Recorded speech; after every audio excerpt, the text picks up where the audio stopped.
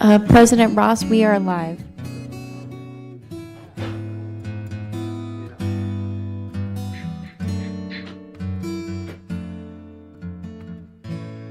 Good morning, everyone. Welcome to our United Laguna Woods Mutual. This is our open meeting, the regular open meeting of the United Laguna Woods Mutual Board of Directors, a California nonprofit mutual benefit corporation. It's Tuesday, March 14th, 9:30. We're in the boardroom, and this meeting is available on Zoom. I think Granicus is not working, but Zoom is. Is that right? Okay. So I'm calling the meeting to order. We definitely have a quorum. And so I'm going to ask Director Ascari to lead us in the Pledge of Allegiance today. Oh, she's not here. So Cash, can you lead us? Everybody, can you stand? Raise the flag? Yes. Repeat after me. I pledge allegiance to the flag of the United States of America and to the republic for which it stands, one nation, under God, indivisible, with liberty and justice for all. Thank you, Cash.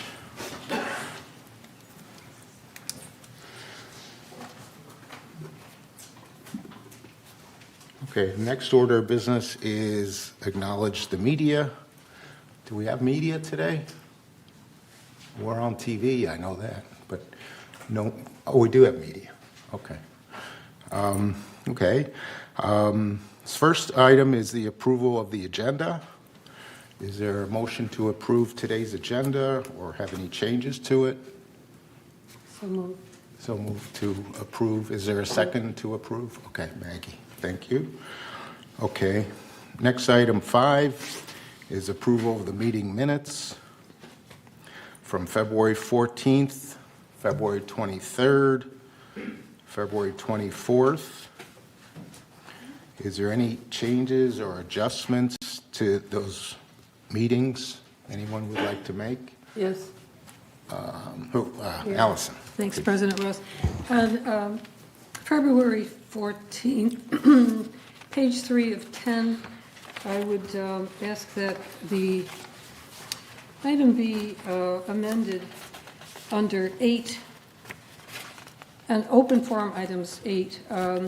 The member referred to a CD ladder regarding our investments, and then in item 9, again, there's a reference to a CD ladder. We do not have CDs, which are certificates of deposit. We have treasury bills and notes. So I would ask that CD be changed to treasury bills and notes. And that's in item 8, and what was the other item? Yeah, Just item 8. 9. I have a comment. 8. About Oh, that. go ahead. Her inquiry was exactly that, and Director Ascari corrected it. Aha. So I think it stands because that was her inquiry. Okay. We corrected it and told her what it really was, Okay. but because the inquiry was that should stand. Okay, it's a little misleading. It is, but it was a member's comment. I got you. So, Okay, all right, yeah. all right, thank you. So it should Thank stay you. CD then, in that case, okay. Could it Diane. have a line that, after that, sentence, or in a response, that Ascari corrected it? It does say that. It does say that? It Okay. says Director Ascari provided a response. It Okay, didn't say Oh, what but she it said. did, okay, Yeah. okay, it didn't say what she said. provided. Okay, great, all right. That's Thank you. good point. Thank you. Any other changes to any of the minutes? Okay, so we didn't really change anything. So is there a motion to approve the meeting minutes? So moved. So, we're seconded by Cash, okay. Okay, report of the chair. So I'd like to talk about several things. One of the things I'd like to continue talking about is to try to keep this meeting as professional and civil as possible.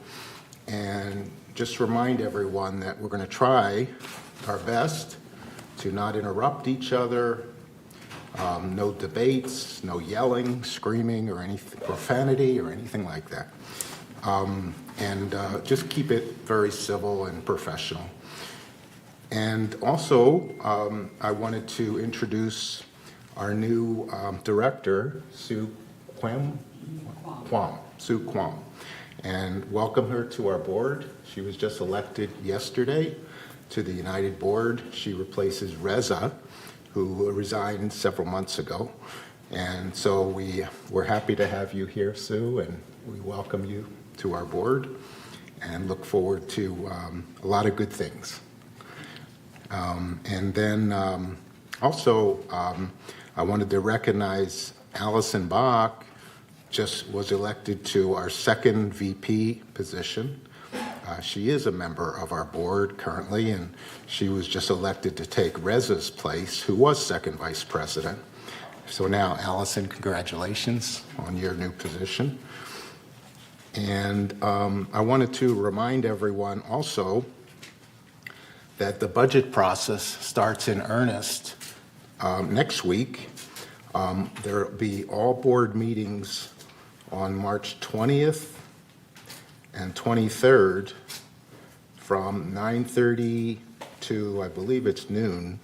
And that's, I'm not sure what day that is, but it's the 20th and the 23rd of next week in the boardroom. And you're all welcome to attend that. It is going to be, the budget process starts in earnest next week, but it goes on for about 5 or 6 months. It's a lengthy process till we could figure out exactly how the HOA is going to be, HOA expenses are going to be affected for next year. So we welcome you to that process because all of those meetings are open. And then on April 20th, I think on May 1st, April, I have different dates, but there's an Earth Day celebration that I heard about recently on, I believe it's April 20th. Does anyone have any corrections to that date or to know of that particular celebration? If not, we can give you more information. It's in Clubhouse 1. I show April 20th from 1 to 4. It's going to be attended by people to recognize Earth Day, but also to talk about what we're doing for drought resistance plants and landscaping. So I thought maybe Diane, you might want to attend that meeting. That will be a big meeting. There's going to be a lot of people there, and I'll give you more information about it. So good. And finally, last meeting, there was a really good presentation on social services. And social services is a vital, important function of our community. The lady's name who gave the service was Susan McInerney. And her phone number, in case you want to jot it down, is 949-597-4235.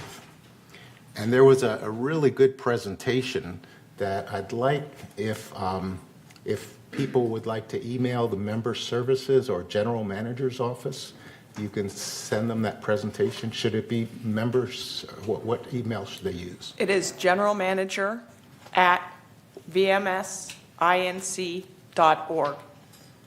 General manager at VMS. vmsinc.org. nc.org.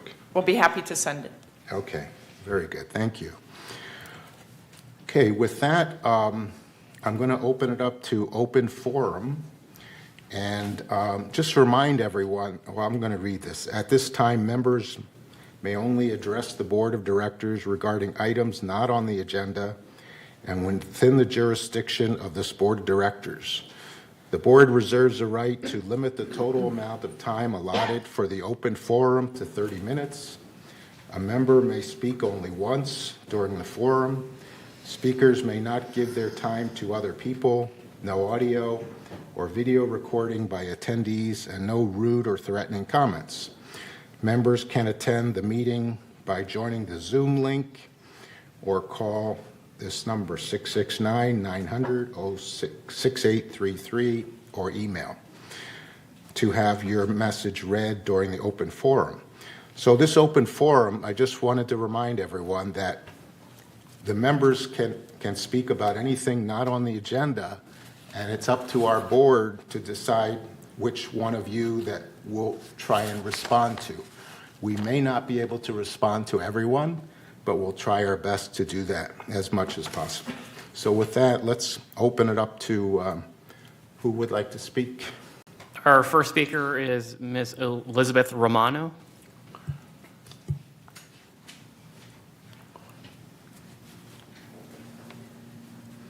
I'm here to speak about several things. One is the continued abuse that's going on with harassment.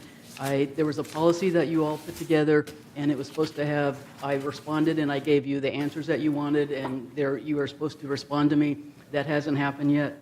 The second thing that I'm concerned about is the fiduciary responsibility that you have with the million plus that is missing, that we now have to have.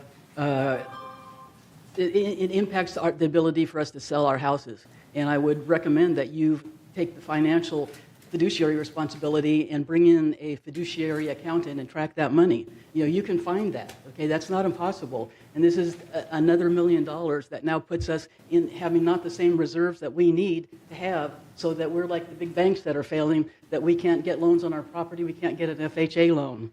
And I think that's part of your responsibility. I also want to let you know that I have been sent here by the Orange County Council on the Elderly, and as a representative, because they're very concerned about what goes on in here and abuse of the elderly. And we have the highest suicide rate now in the county. And I would say that is related to the closure of our drop-in lounge. We brought in a petition that had 2,000 signatures on it. Okay, we could have gotten 2,000 more. Okay. This was closed behind the activities of the president's son, who is challenged and has been a burden on this community for years. We should not be forced to have a 19-year-old, 300-pound mentally ill man sit in our drop-in lounge and take our food, turn on channels, assault us, knock people's property down, and say that this is okay. This has been an experiment, to try to keep him in this community. I support what she's done. It's a challenge and it's tragic. This man is not capable of maintaining himself, and we need to have that lounge opened up again. We had 2,000 people give you a signed petition, okay? And that's not enough. We have a third of the people in this community utilizing that drop-in lounge for communication. And that is part of the reason that we have high suicide. You have isolated us, and if we have a problem with you, then you turn off our TVs, okay? You cut off our access to people, and that's a crime, okay? So I'm planning to bring in the district attorney, okay, to work with me, because what I find is unacceptable, okay? So thank you for your time. What's your manor number, please? 2035A. 2035. Okay. Our next speaker is Chris Collins.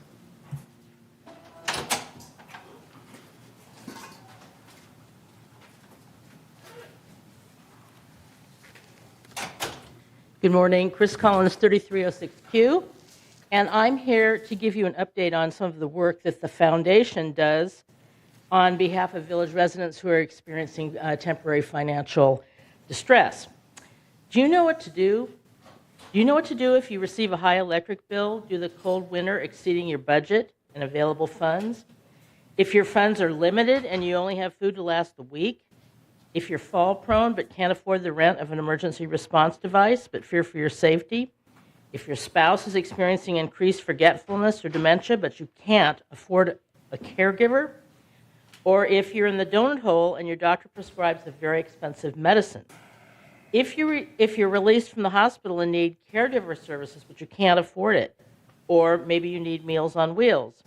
In Laguna Woods Village, these difficulties can be handled because the foundation stands ready to help residents. This financial assistance can help buy food, pay for utilities, purchase medications, arrange for caregiver service, rent emergency response device, and provide for transportation, among others. Earthquake kits, caregiver ambulance contracts are also available for those deemed financially eligible. First step is for a resident to get help is to contact social services at 949-597-4267, where the staff will verify the need and arrange for assistance. During the process, resident identities are not disclosed and payment is made directly to the vendor. For Meals on Wheels, please contact Age Well Services at 949-380-0155. These meals are funded in part by the foundation. The foundation financial assistance for daycare services for residents with dementia or Alzheimer's is also available by contacting Alzheimer's Orange County, which is 949-855-944. This article is part of our 2030 effort to spread the word about help available.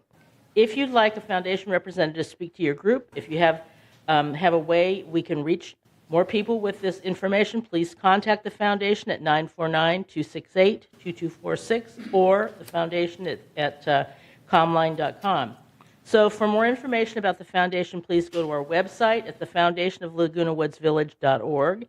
And please note that donations can also be made using PayPal on the foundation website.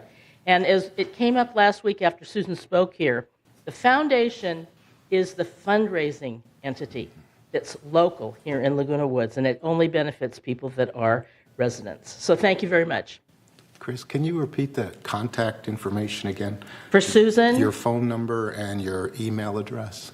the foundation phone is 949-268-2246, or an email is foundation@comline.com. You can go to our website, too. We have the foundationoflagunawoodsvillage.org. And if you need social services, you can call them. It's right here in the building, too, but the phone number for social services, and that's where it all starts as far as to mobilize to get the support. They will figure out professionally, in a very professional way, how to give you support. That number is 949-257-4267. Thank you so much. Thank you, Chris. Our next speaker is John Kefferle. Good morning. I'm John Kefro at 11A. I know some years ago we spent $3.5 million to invest in solar panels, and that's something you can debate one way or another whether it's going to save any money or save any energy, but that's not what I'm really here for. I know that is proceeding forward, so it's not going to be stopped, but we could do something to help save the energy that we were using now, and that is I look at the homes that have attics. We don't have, many of them have little or no insulation in them, and so whether you put solar panels on or whatever you do, you're not saving the energy that we just spent for. So I know the board, the only way that's ever going to happen, especially when you have a common roof with 8 people, 8 residents, is to have a policy in place or some kind of support from the board itself to help maybe promote that through somewhere or another, whether or not the residents pay for it or United pays for it, but to be able to maybe get all those people together and agree, okay, yes, let's insulate this attic. And if you could do that, then if they all agree and they pay for it, fine. But the only way that's ever going to happen is if the board initiates something like that. Part of my other question was about flat roofs and the replacement, when we're replacing them, are we insulating the flat roofs? And I believe some of that has been answered for me. I was not able to get to the meeting that had that. But if we're not insulating, I just have to ask why we're not doing that. But I think maybe we are, so I'll leave that alone. But I think somewhere or another we need to find out or I don't know how you do that, educate people concerning the insulating values in their attics, and maybe we need to investigate whether or not there is any insulation. And then at that point, try to go ahead and coordinate with them to get the homes insulated. So, thank you. Pardon me? What's your matter number? 11A. 11A, thank you. Okay, next. Next speaker is Jim Hopkins.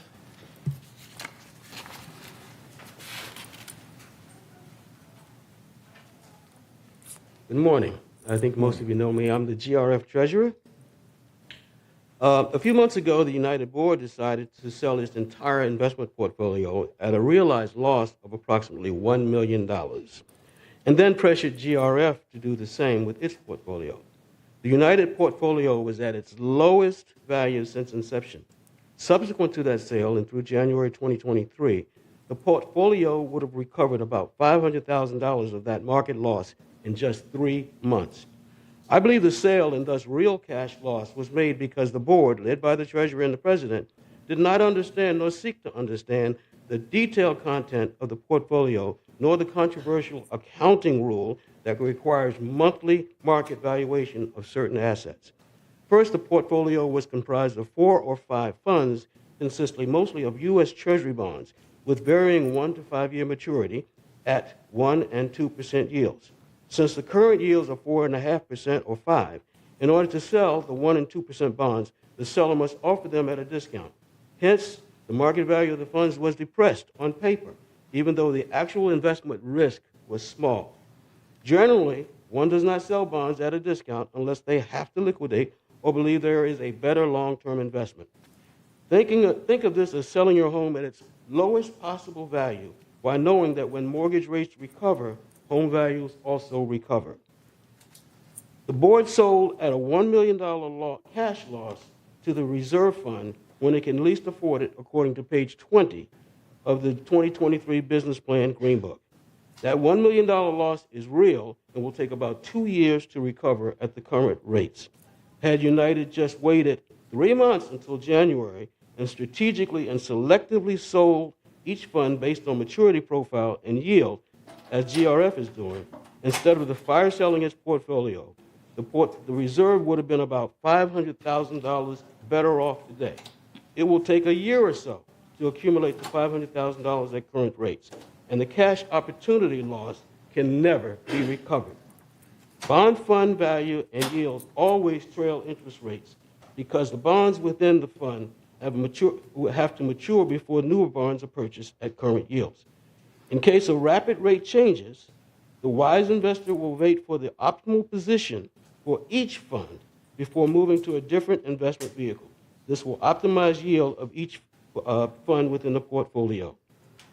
As for the accounting rule called mark-to-market, which is United-based its decision, it was banned in 1938 by FDR because it misleads investors and depositors to prematurely liquidate and cause a run on the bank. Sound familiar? Which fueled the Great Depression. The accounting rule was brought back in 2007, and then in 2009, during the Great Recession, immediately suspended because for mortgage-backed securities held by financial institutions, again, because the valuation technique can cause investors to prematurely liquidate perfectly good securities and cause a run on the bank at those financial institutions. The United Reserve account is severely stressed and was in the red zone prior to that portfolio transaction, and the portfolio dump simply added to that stress. James, are you about done, or? The United Corporation, to which the board swears its commitments, has a sizable financial hill to climb due to past and current actions, Okay. which continue to put pressure on the future James, of you're your out of reserve time. fund. Thank you. Thank you, James. Thank you, James. Next. Our next speaker is Manuel Armendariz.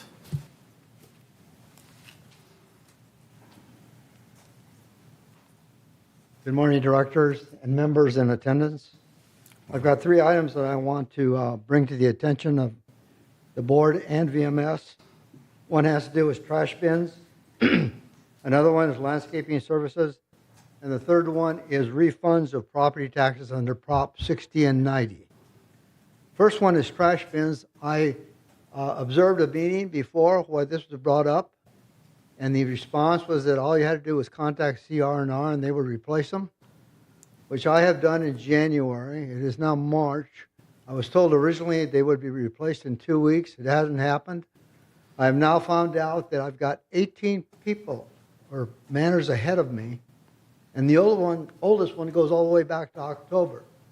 So VMS needs to get CR&R to get this corrected. Landscaping. Last year I had my lawn start to die off, and it was because it was being attacked by a fungus or lawn moth larva or something similar to that. I was never able to get landscape to come out and do it, so I finally reseeded and replanted myself. I'm having that happen again. There are lawns all over the mutual here that are dying off, and it's not the ones that are to be replaced by something else. They're just dying off because they're not being treated properly. I don't think they're ever fertilized, which again helps the health. The other problem you've got is shrub bed maintenance. In my area, they have not been done since September. I have copies of the Globe here where they were scheduled in February and scheduled in March. Our budget provides for doing them 4 times a year. They are not being done. And I'm sorry to be critical about landscaping because when Kurt Weeman took over the department, he made a lot of improvements. But right now, his department is letting him down. These 2 items need a lot of attention. The shrub beds and the lawn maintenance. I don't think they hardly ever edge the lawns anymore. Maybe every 4th or 5th time. The creek, although it's a GR's responsibility, is a mess right now. All you need to do is go out there and take a look. The last item is property tax refunds. This is a topic I brought up while I was a director. Refunds weren't being made properly because the monies that are refunded by the county only go through June 30th. So for the second half of the year in which the refund is made, the person is still paying at the higher assessment amount. I was the first person that ever brought this to the attention, and while I was a director, for 2 years, it was analyzed, and refunds in the thousands of dollars were made. This is the perfect item for a class action suit, frankly, because the mutual, without any doubt, has held back monies illegally. They should be refunded. I'm helping a person right now to get a refund that we started in December. It still hasn't been done. So I'd like some answers to all the things I brought up because they're not being handled adequately or properly. Thank you. Thank you, Manny. Next. Our next speaker is Andre Torn.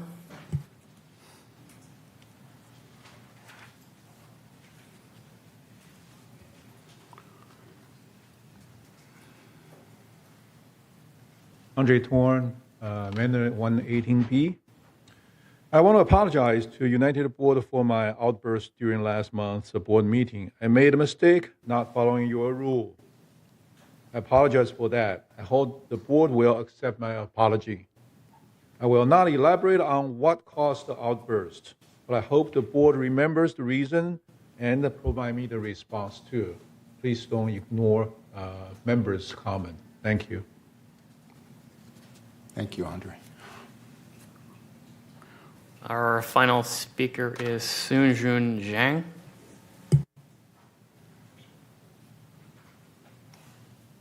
Good morning, everyone. Thank you for giving me second chance to bring my issue today.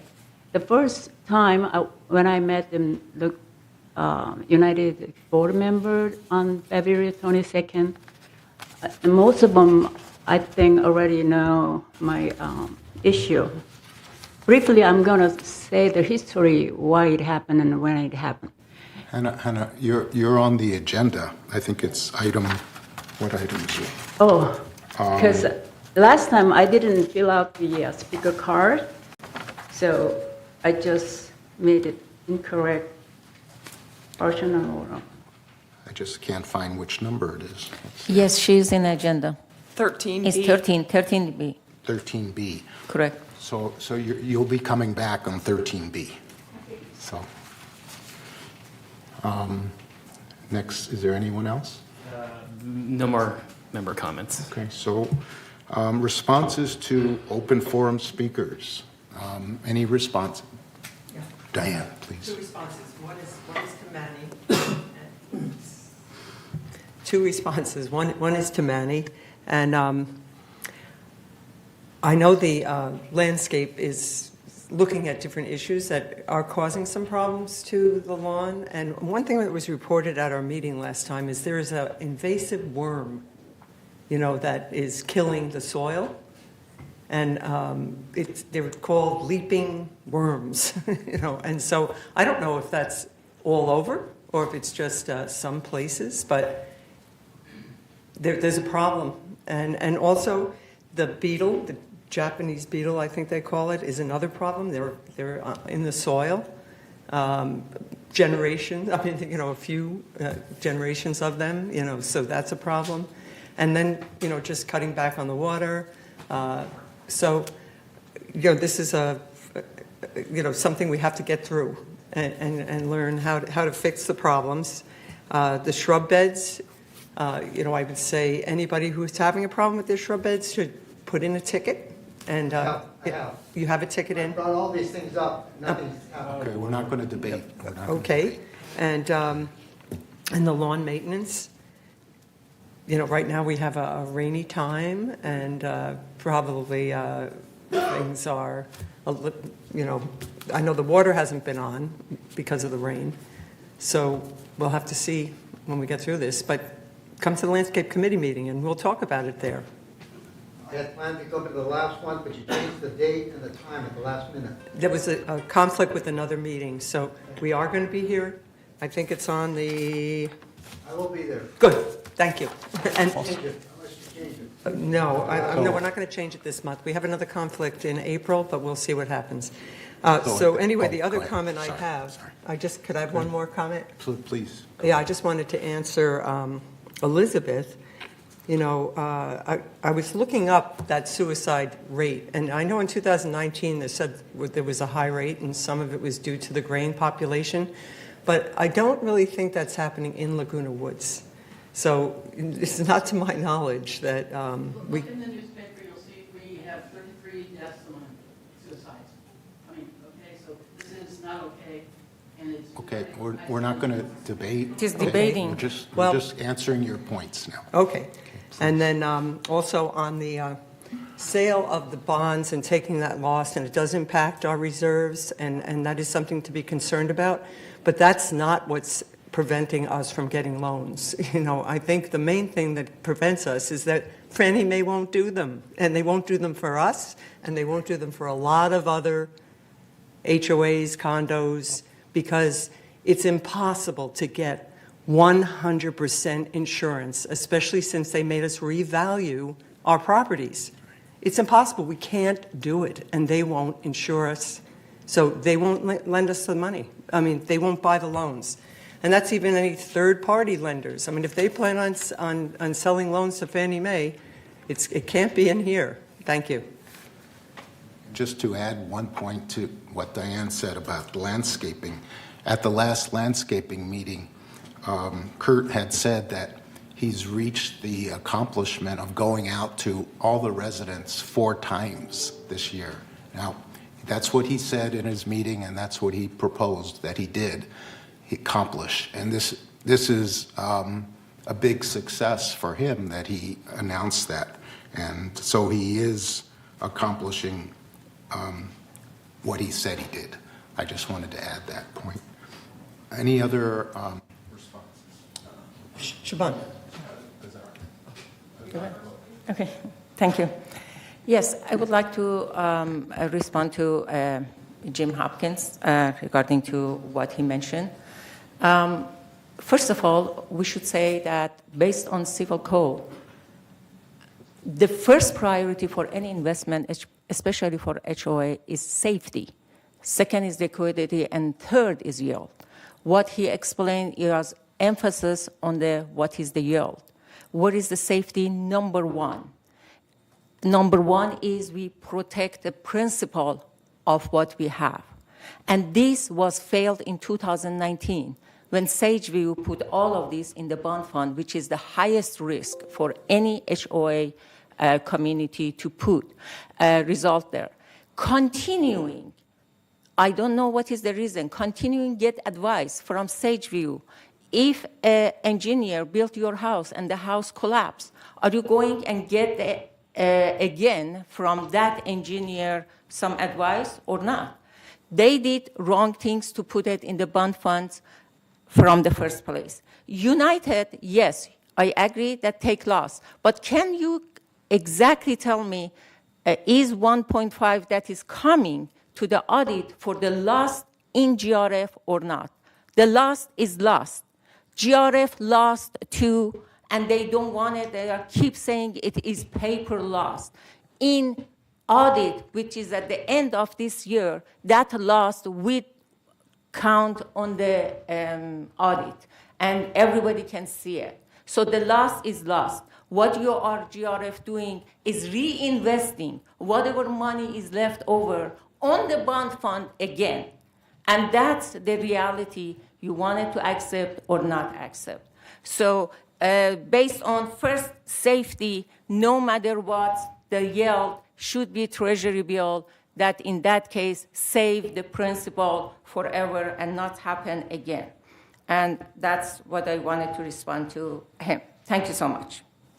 I wanted to add something to that, is that last November, we brought in 4 professionals from the outside community and residents that have massive investment experience to guide us, because between our board members, we are not the financial experts, and we don't think Sageview was doing such a good job with us.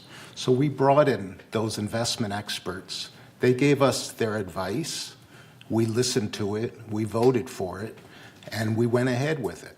We also invited GRF to attend that meeting, and also invited, we would be glad to give the names of those professionals to give advice to GRF, but they never took us up on it.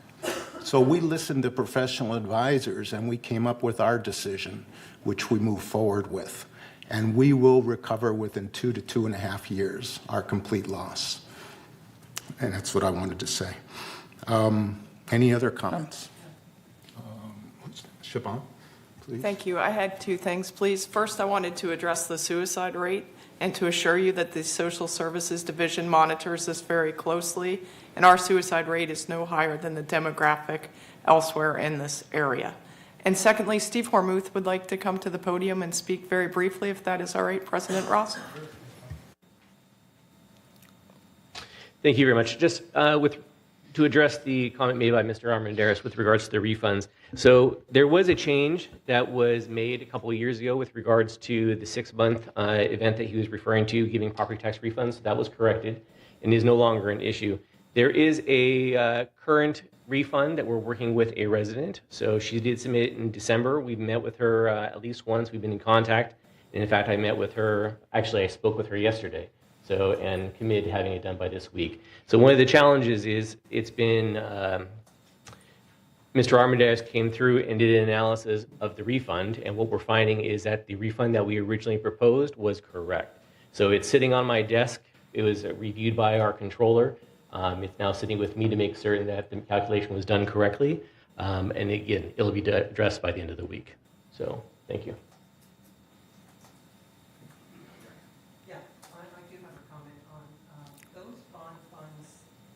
Were mostly moderate risk, and they are not disallowed by the code.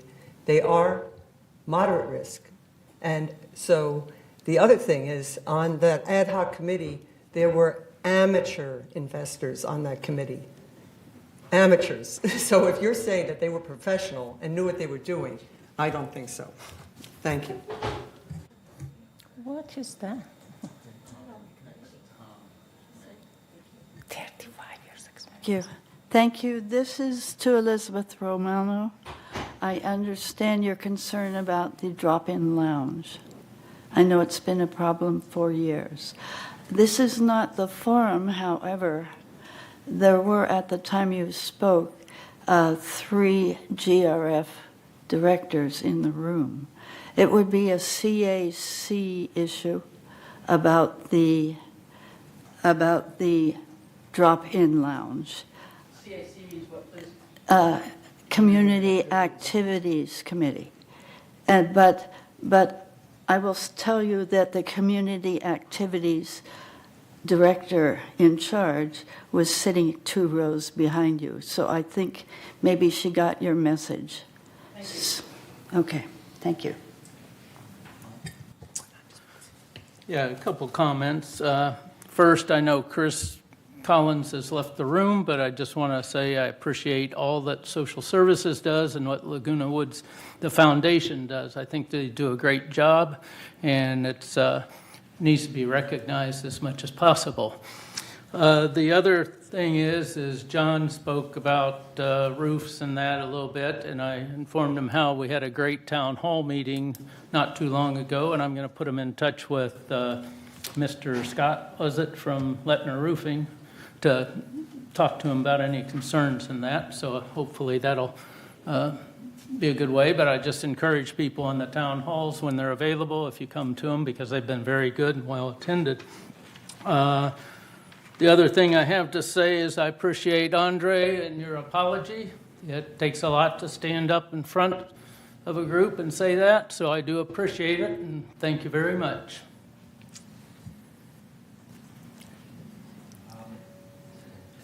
Just a quick one on the community's activities. That is going to meet again on April 13th. Mr. President, one more. Well, to respond what Director Casey says, if she has spent a little bit time and read the background of those people, it would be appreciated. 4 people in the ad hoc, all was over 35 years experience. And plus, what President Ross mentioned about professional, we invite outside professional advisor. So not only 4 people inside working hours and hours and hours, week after week over that, we invite outside professional that they are very well known, and then we got advice from them. I wanted just to correct it, and it would be appreciated if she reads something. Thank you.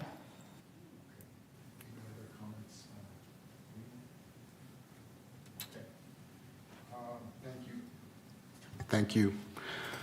So the next item is we don't have a VMS board update this month. Response to past open forum speakers. Okay, Cash, do you have some responses? Yes. Thank you, Mr. President. I do have a response here.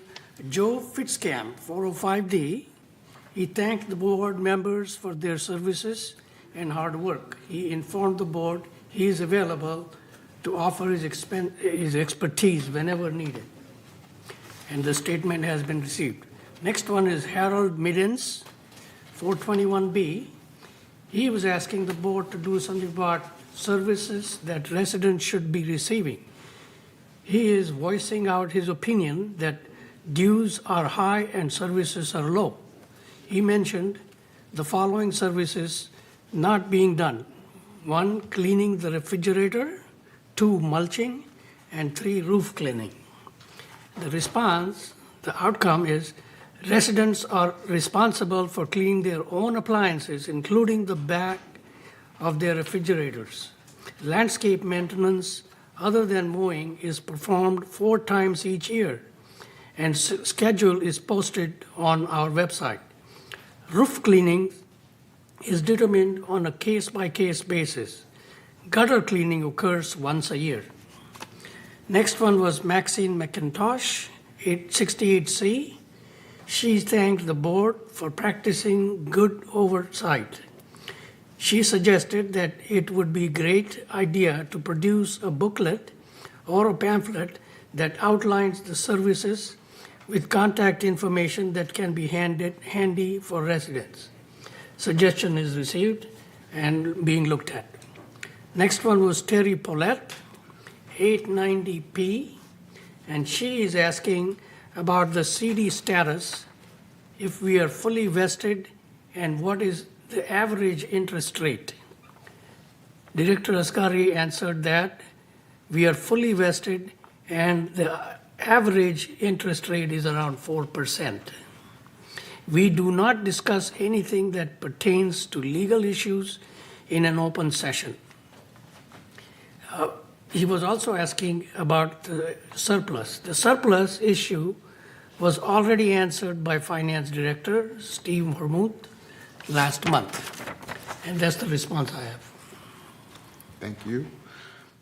Okay, and we're skipping number 9. There's no VMS board update. Is that correct? Okay. Next is CEO report. Siobhan. Thank you, President Ross. President Ross, honorable members of the board, I have a few updates this morning that I'd like to share with you as well as our audience. And President Ross did touch on the start of the 2024 budget preparation process, but I just want to make sure everyone has the upcoming dates. And this will be to review existing 2023 service levels. There will be department workshops presented by the department heads on Monday, March 20th and Wednesday, March 23rd. Both of these are at 9:30 here in the boardroom. And then there will be a landscape and maintenance review Wednesday, March 29th at 1:30 p.m., again here in the boardroom. And that will kick off our 2024 budget preparation process.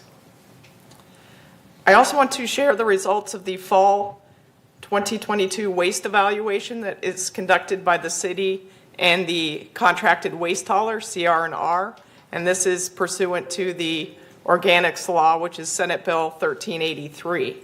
Non-compliance with this law occurs when the sampled weight of the prohibited container contaminants exceed 25%. So to put that in layman's terms, if organic waste is found in non-organic waste containers, or if non-organic waste is found in organic containers, there's a problem. The first evaluation occurred in April, and everything was good with respect to the organics and meeting our requirements. The second evaluation occurred in October and November of this past year. Of the 6 routes sampled, all were in compliance with Senate Bill 1383. So that means we're doing a good job recycling our organics, and I want to thank our residents for that. However, 3 of the 6 routes sampled showed significant amounts of incorrectly disposed waste. So there was organic waste placed not in the green container, or non-organic recyclables not placed in the blue containers, or non-organic waste not placed in the gray containers. So we really have to be mindful of where we put our trash, our recyclables, and our organics. So as a reminder, we will be doing targeted outreach to those who reside on the particular routes where we saw too many recyclables in the trash stream, for instance, and so forth. And additionally, the city is making up to $1,000 available to support a mutually agreed upon education and outreach effort, again, just to help residents understand the importance of putting the right waste commodities in the right bins. So that will be forthcoming. But again, thanks to everyone who helps with the organic compliance. That's a big deal. I wanted to mention that the Spring Real Estate Forum will occur on Wednesday, May 3rd at 3 o'clock in Clubhouse 5. This forum will feature a panel discussion to answer questions about village processes. Real estate brokers, agents, and escrow officers are encouraged to share feedback about manor resales and how we can enhance our process. And if you have a topic you would like discussed at that forum, you may email your suggestions or questions to the following email address, and that is realtorforums@vmsinc.org. Again, that's realtorforums@vmsinc.org. And we encourage everyone to register for this event because seats are limited and we're expecting a large turnout. And again, you RSVP using that same email address, realtorforums@vmsinc.org. And lastly, the Transportation Division will be holding its first bus information meeting since the pandemic, and that will occur on Wednesday, March 15th at 10 a.m. to noon in the Clubhouse 1 main lounge. At these meetings, discussion topics include transportation services for the fixed route, paratransit, Lyft rideshare, and destination shopping, as well as bus access, bus safety rules and regulations, and the Bus Buddy program. So if you need any information about the transportation program, we encourage you to attend tomorrow's meeting. And again, that's at 10 a.m. in Clubhouse 1. And that concludes my updates this morning. Thank you. Siobhan. Tony. Thank you, Mr. President. Addressing the organic thing, where I live, the cul-de-sac where I live, I have to hump up a big old hill to get rid of my organics. And some of the people like me are old and cranky, and they refuse to do that. And I thought that they were going to relocate one of those green things down where we are. So I know in our cul-de-sac we have some attitudes brewing there because we have to walk up a big hill to dump our organics. Tony, may I have your cul-de-sac number, and I'll have Robert take a look at that, Cul-de-sac 40. please? Thank you. Kesh, and then Diane. Siobhan, I missed the time for your RE Forum meeting. What time is it? For the, which meeting, please? Yeah, May 3rd? Oh, it's at 3 o'clock in Clubhouse 5. Okay, thank you. Okay, Diane, go ahead. My question is about the garbage bins. Now, you know, they're so hard to lift up. I mean, I'm pretty young, but I'm disabled because I can't lift my arm. So if I have to put something in, I can't lift that thing. I have to push it over, and it's so heavy, and then dump my garbage, and then push it back. So it's just a difficult situation. I don't know why they can't. They promised that they were going to replace them in the beginning of the year. We never promised a wholesale replacement. We've asked you, as former Director Armendariz mentioned, that you report the location to CRR, and they're replacing approximately 3 per week. They're specially fabricated, so it takes time for them to construct the new bins to replace them. But it's important that you get on the list, so please report the specific location. It seems like an ineffective way to mass produce because, you know, they're doing it by order. They have no contractual obligation to change out the bins. They're doing this at no charge to the city and to us. Well, I appreciate it. Put your call in, get that thing done. Siobhan, I also have several requests for people putting the organic bin in their cul-de-sac because it was either they have to go across the street or it was too far. And I think these people try to follow the rules and never get the response, so they end up putting their organic waste to the regular. And as a result, we have these problems with, you know, not handling our trash in a correct way. I have repeatedly sent the addresses and the cul-de-sac numbers to Robert, and at one time I was told that they were not going to add any more because of the cost. So I think I'm going to keep doing it, and hopefully we'll get some results because I know they're not adding anymore. If Robert were here, he's not this morning, he would tell you that we are typically not adding new containers because we are meeting the organics recycling requirement. The waste streams we're having problem with is people putting cardboard, for instance, in the regular trash. And so that's where we really need our emphasis. But right now we're doing quite well with the organic stream, so no one plans to add additional containers. If one needs to be relocated, that is something we clearly could look at. Thank you.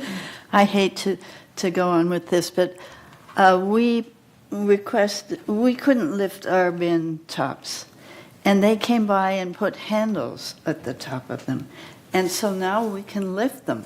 They have a handle on them, and that worked very well. I'm in 37. And we were all surprised. All of a sudden, we had something to use.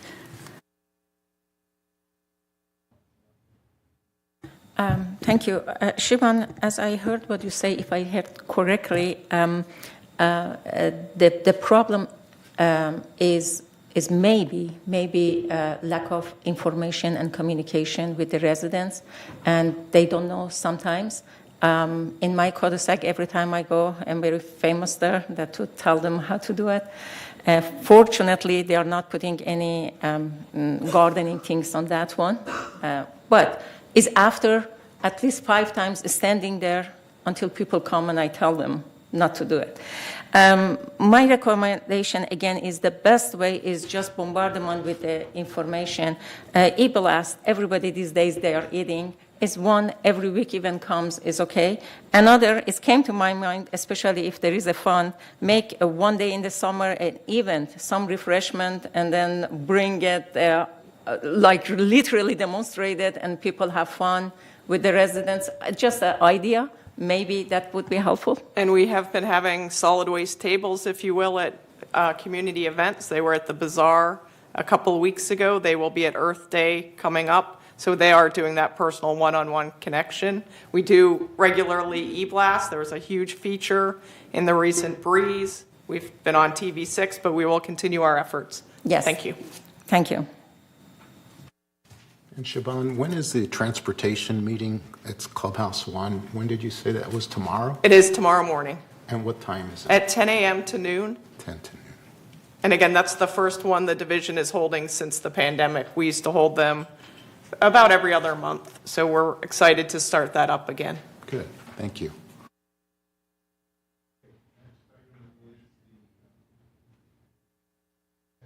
Consent calendar, thank you.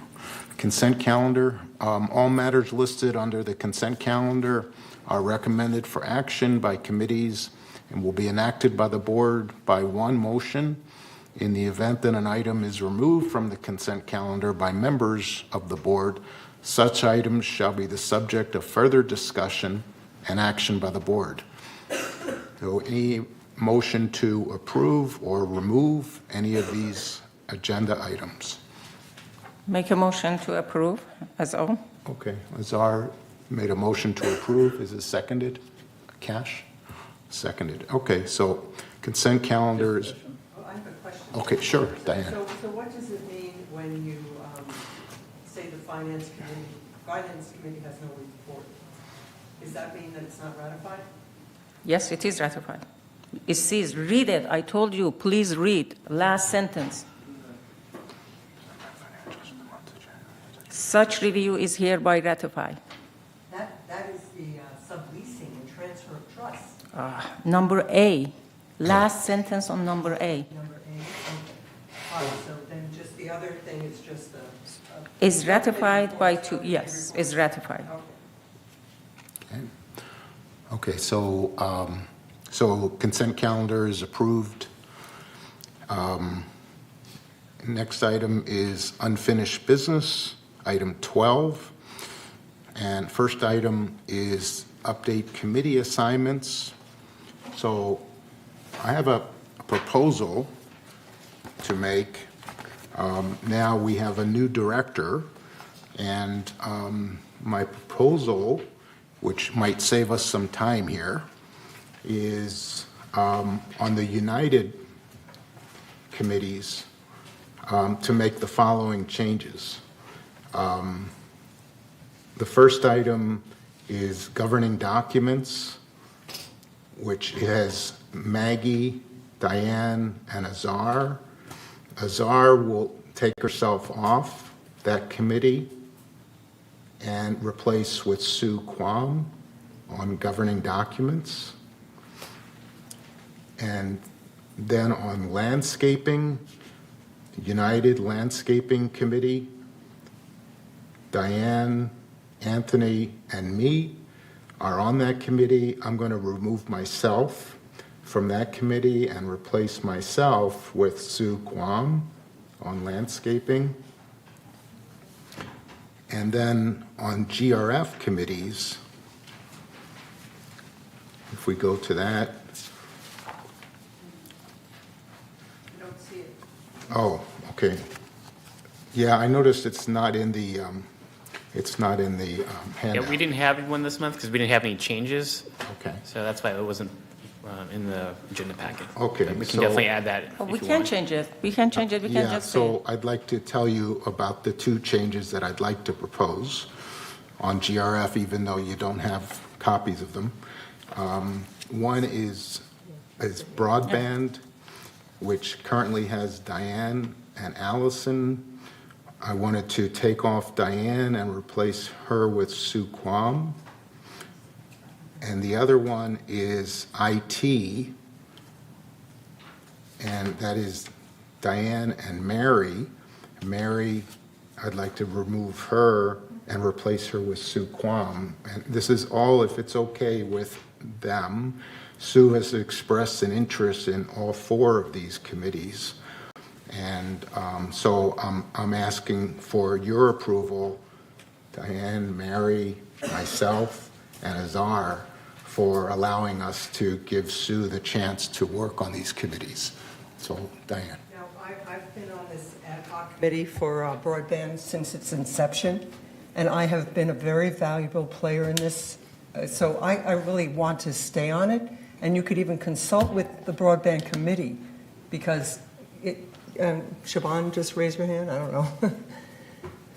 I'm receiving a question from Eileen Pollan, who's the staff liaison to that committee, asking that there not be changes in the membership, but perhaps I can see if we can add Sue as an advisor, so she gets familiar with the topic. But yeah, we're not going to lose the background. Okay. So is that okay, Sue, for you to be an advisor? Okay. So Diane, you're still on. Okay. And the IT is kind of the same thing, but you're saying Mary doesn't want to be on it? I don't know. Well, I haven't, I'd like to stay on the IT because I owned an internet company. I owned a software company, so I have a lot of background in it. So did you want to stay on it or go away? Well, I do want to stay on it, but I could just be an advisor. Okay, so you wouldn't mind being Is an that fine? advisor? Again, we need to, I'm sorry to interject, we need to make sure that the advisor roles are possible, so. Okay. Let us find that out. Okay, So but in you that know, case, as I understand, on the IT, we take Diane off and put Sue on that one, so still not Sue Sue, get 2. not Sue, Mary. No, Mary I'm is on it. already there. Oh, you're already on And it. Sue Okay. get 2 as well. So Okay. we're trying to give at least 2. But maybe put you advisor.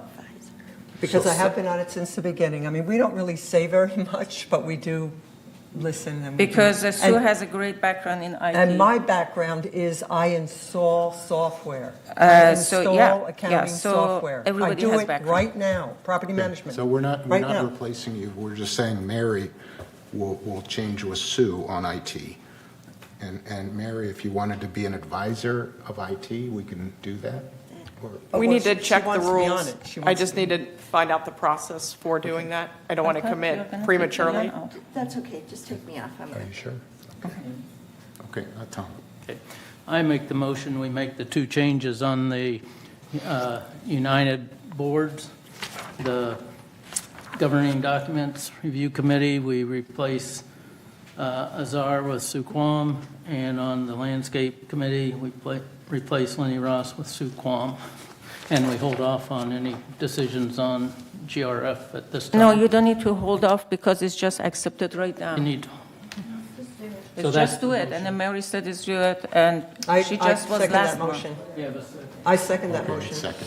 Okay, I amended that motion to add the, for the, well, yeah, I amended, for 2 IT, and then for, you said broadband, you wanted to stay, correct? Diane and Allison still be in the broadband? That's what you wanted, okay? Yeah. And then, but for the GRF ad hoc committee, we said IT is going to be Diane and Sue. And so in that case, Diane, you are in 4 of them. Can you like give 1 to Sue for GRF committee activity? Well, let's see. Some things. I don't have them listed.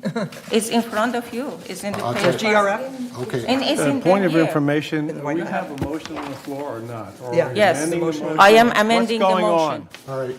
All right, calm down. There's no debate. I'm amending the motion. I'm not debating, I'm Okay. asking for what we're All doing right, here. okay. So there's an amendment Yes. to the resolution? Yes. And do you want to explain your amendment again? Sure. I want to accept what Tom says for the 2 changes in the United, and for GRF, we can put Sue in IT, which is Diane Casey and Sue Quam, and in GRF committee activity, we can take Sue and Pearl rather than Diane and Pearl. Wait, what are you talking about? Community activities? GRF Community Activity No, Committees. we weren't even Wait, talking wait, about that. wait. I'm on that committee. Okay, I've been on hold it. on. Okay, Siobhan, did you have? In terms of process, the ad hoc committees are GRF committees, so we can make the request for an advisor, but it needs to go through the GRF board. So that is what I am proposing. Can you say that again? These are GRF ad hoc committees, so any changes need to go through the GRF board. So I will make the suggestions that Sue be added as an advisor to one or both ad hoc committees. But again, we don't have the authority today to make that a reality. Excuse me, these are not for advisor. We're talking about a representative of the United in GRF. We are not talking about advisor. We're talking about be a member of Let's representative. get back to what we were talking. Okay, the original proposal, which was by Tom, was to take care of the United assignments. And the two United assignments were governing documents, which was replacing Azar with Sue, and landscaping, which was replacing me with Sue. And according to the original proposal, which was seconded, we have to vote on that first. If there's no other discussion, we'll vote on yes or no, and then we'll take up the amended resolution. Is that No. correct? When we so- make amendment, I think we should, as he knows Robert rules, when we make amendment, we vote on the amendment. Okay, which is correct. Is it- Tony knows. Tony. First, if there was a motion been made, then there was another motion to amend the original motion, we vote on the proposed amendment first. Then we go back and vote on the main motion as amended. Okay. And I have a question. Diane, please. So I don't think it's up to Azar to make, these. My name is Azar, not proposals. Azar. It's up to Azar. anyone to To take me off of communities activities. I've been on that committee and I'm definitely doing a good job. So I want to stay on it. Okay, so that's fine. So we need to, okay, go ahead, Tom. The amended motion wasn't seconded. Good. Okay. Okay, so I'm going to make a new amended motion. Okay. So the amended motion. No, you're making an amendment. An Period. amendment motion, okay. So the amendment that I would like to make is that United committee meetings would be, No, that's the original motion. Who has the floor, okay, please? That's the original motion. okay. So the amendment was just the changes that we'd like to the original proposal. And in the okay, so the changes to the amendment I'd like to propose is for broadband GRF to make Sue an advisor. And, Can't do that. Can't do that. It's not within our jurisdiction. all right, then the amendment that I'd like to make is for IT, GRF IT, to replace Mary with Sue Quam. And on the GRF landscape, I'd like to remove my name and replace GRF landscape with Sue Quam. Okay. I second it. That's the only changes that I'd like in the amendment. Yes. Is that seconded? Yes, I Hazara second it. seconded it. Okay. We have the same problem. The two GRF ad hoc committees need to be approved by the GRF board. We can make the recommendation that Sue be added as Well, that's what advisors. we're recommending. It's not advisor. That's what we're recommending. Well, Mr. President, may I make a comment? yes, please. I know this is irregular for staff to jump up, but with all due respect, you're absolutely correct. These appointments are by GRF. Having overseen two ad hocs that have spent hundreds and hundreds of hours on very critical projects that require some upcoming quick decision-making, and I think it's fair to say I'm probably speaking for Chuck as well, I would strongly caution moving anyone off of those committees because of the hundreds of hours of education that has gone into it.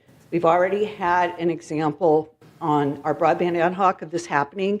It has, and it's all due respect to you, Sue, but it has set us back so much because in my case, I've had to sit down with somebody and try to take them a year back.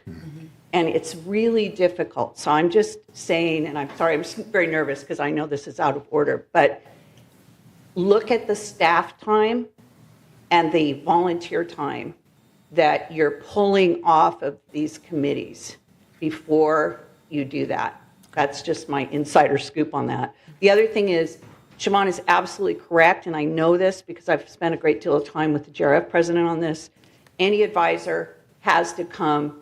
It can't be a voted recommendation like this. It has to come from GRF. So you can have a conversation with her about that. So just again, I'm trying to look at efficiency, saving time and money, which is what we're all about. So thank you for listening. Okay. So Can I add one more thing? Any other discussions about the amendment? No, amendment is okay. And to respond, landscape that President Ross offer is not ad hoc, it's just normal committee. So landscape and information technology, even Mary was new. Just substitute 1 month Mary with Sue doesn't make much difference. So it's not like Mary was there 2 years and now we are substitute Mary with Sue. So what President Ross offer with IT, Sue be there, and then with landscape, both of them is as a representative. So, okay, Yes. should we call for the vote or? Yes. So what, are we voting for United and GRF appointments? Or are we just going to do the United Yeah, first I and believe then we'll- discuss That's a more good question. Paul, please. President Ross, generally we vote for United and GRF separately, so let's take care of the United committee appointments first, then we'll vote for the GRF secondly. So let's do the United one first, which So- Tom did move initially, then Diane Casey seconded. Okay, so that's already been seconded. So let's take a turn and vote for the United recommendations that Tom had recommended. Oh, and I'll have you guys vote on the screen if you don't mind, so we can just get it done properly. I'm sorry? I'll have you guys vote on the screen. Or you can ask Oh, if there okay. is any objection. If there is no objection, Well, could you read the motion? Okay, I'll repeat it. For United, for governing documents, Azar was going to be removed, and Sue would replace her, Sue Kwam. And for landscaping, United, landscaping, I would be removed, and Sue would replace me. Those are the only two changes. And just for your reference, United Governing Documents currently has Maggie, Diane, and Azar, and Landscaping currently has Diane, Anthony, and me. Oh, So which one? United Landscaping currently has Diane, Anthony, and me. And Governing Documents has Maggie, Diane, and Azar. Yeah, but you said you, and it's Sue. yeah. I know. Okay. The current, Currently. okay. And I'm being replaced by Sue. Okay, perfect. And so does that clarify that Yes. for United? Okay. So everyone in favor of that, please raise your hand. Okay, it's unanimous. Azar, you're okay? Yes, that's what I said. Okay, then we take up GRF. GRF changes are GRF Landscaping currently has Diane and me on it, and I'm taking myself off of it and replacing myself with Sue. And then the other change is IT, GRF IT, and Mary is being replaced by, Diane and Mary are currently on the committee. Mary is being replaced by Sue Kwam on that committee. Those are the only two changes we're going to make Yeah. for GRF. I second it. Please. So Can I ask Sue, would you rather be on that or GRF Media and Communications? Because I'd really like to stay on IT. You would really like to stay on IT? Yeah, I have a 35 years experience, so. Okay. But And what are you suggesting? media and communications. And communications, certainly. And 'Cause I maybe think you have a big background we could, in that would be fine. And then who knows what will happen in the future. Yeah. Yeah, and I would like to come and attend a lot of these meetings to learn. You can, And, yeah. you know, and if an advisor position would pop up, that would be great. I have a comment. Yes, please. I think that would be an excellent spot for you, because that is where broadband is discussed. Okay. You know, it's a lot to do with the communication in this village. So I think it's a great place for you. I mean, if there's room. Who's on it? I'm not on it. I'm not on that committee. I'm only on broadband. Who is currently on media and communications? Do we know? For Is GR? Maggie Blackwell and Mary Simon. I'm sorry. Right, Maggie and Mary. Maggie and Mary. and FYI, that is a regular committee, so any director can attend and be heard from the floor. And so you can warm up that way first, or you can, whatever. If we vote you in today, that's different. But anyone can appear at that committee. Okay, so I'm changing my GRF amendment to reflect GRF landscaping, which currently has Diane and Lenny, me. I'm replacing myself with Sue. And then media and communications, which currently has Maggie and Mary. Mary is being replaced with Sue on media and communications. Just those two. Okay. Well, is everyone in agreement with that, or any changes to that? Okay. All right, everyone in favor of those two changes, please raise your hand.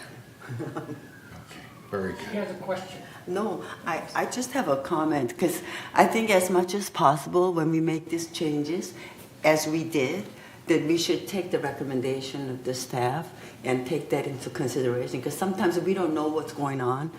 So I'm really glad that we came to this Thank you. conclusion. Thank So you. it's passed? Okay, it's passed. Okay, great. Okay, thank Point you. of Thank you, information, everyone. Tony, Mr. Chair, I'd like, my short-term memory isn't any good anymore. I'd like to have staff put this new changes in mailbox as quickly as possible so I can get myself oriented. Right. Okay, thank you.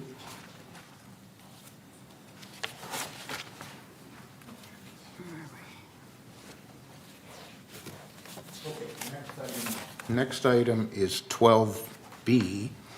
Entertain a motion to approve the revision to the Architectural Standard 35 solar panels, one-story buildings and buildings with unshared roof space. February initial notification, 28-day notification with a member review and comments to comply with Civil Code 4360 has been satisfied. Should we take B and C together? Because they're very similar. I request that the resolutions be read aloud, the pink pages. Okay. So, Mary, could you, now that you're back, could you read 12B? 12B, which is, yeah. Page 9 of 26.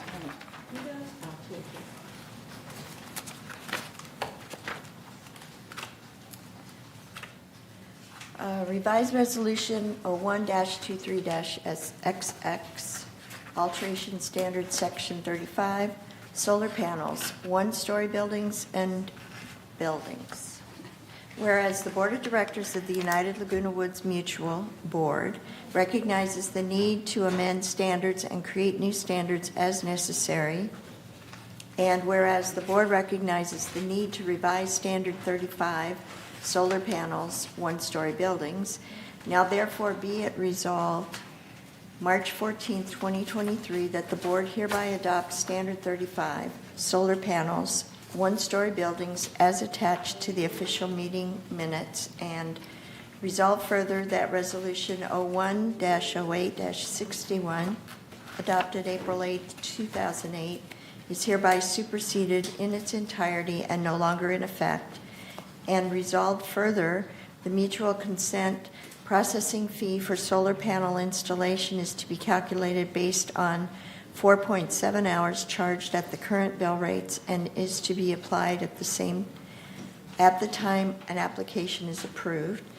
And resolve further, the mutual consent processing fee for solar panel installation requests is set at the initial rate of $223 for 2023 and will be adjusted annually with the adoption of the new bill rates. And resolve further, the mutual consent processing time for solar panel installation requests is to be completed within 45 days from receipt of a complete application. And resolve further that the officers and agents of this corporation are hereby authorized on behalf of the corporation to carry out this resolution as written. Any questions? Maggie? I move this resolution. I'll second. It's seconded by Sue. Okay. Any questions about any discussion about it before we move to the vote? Yes. Do we need to consider page 23, 26 at the same time on this one?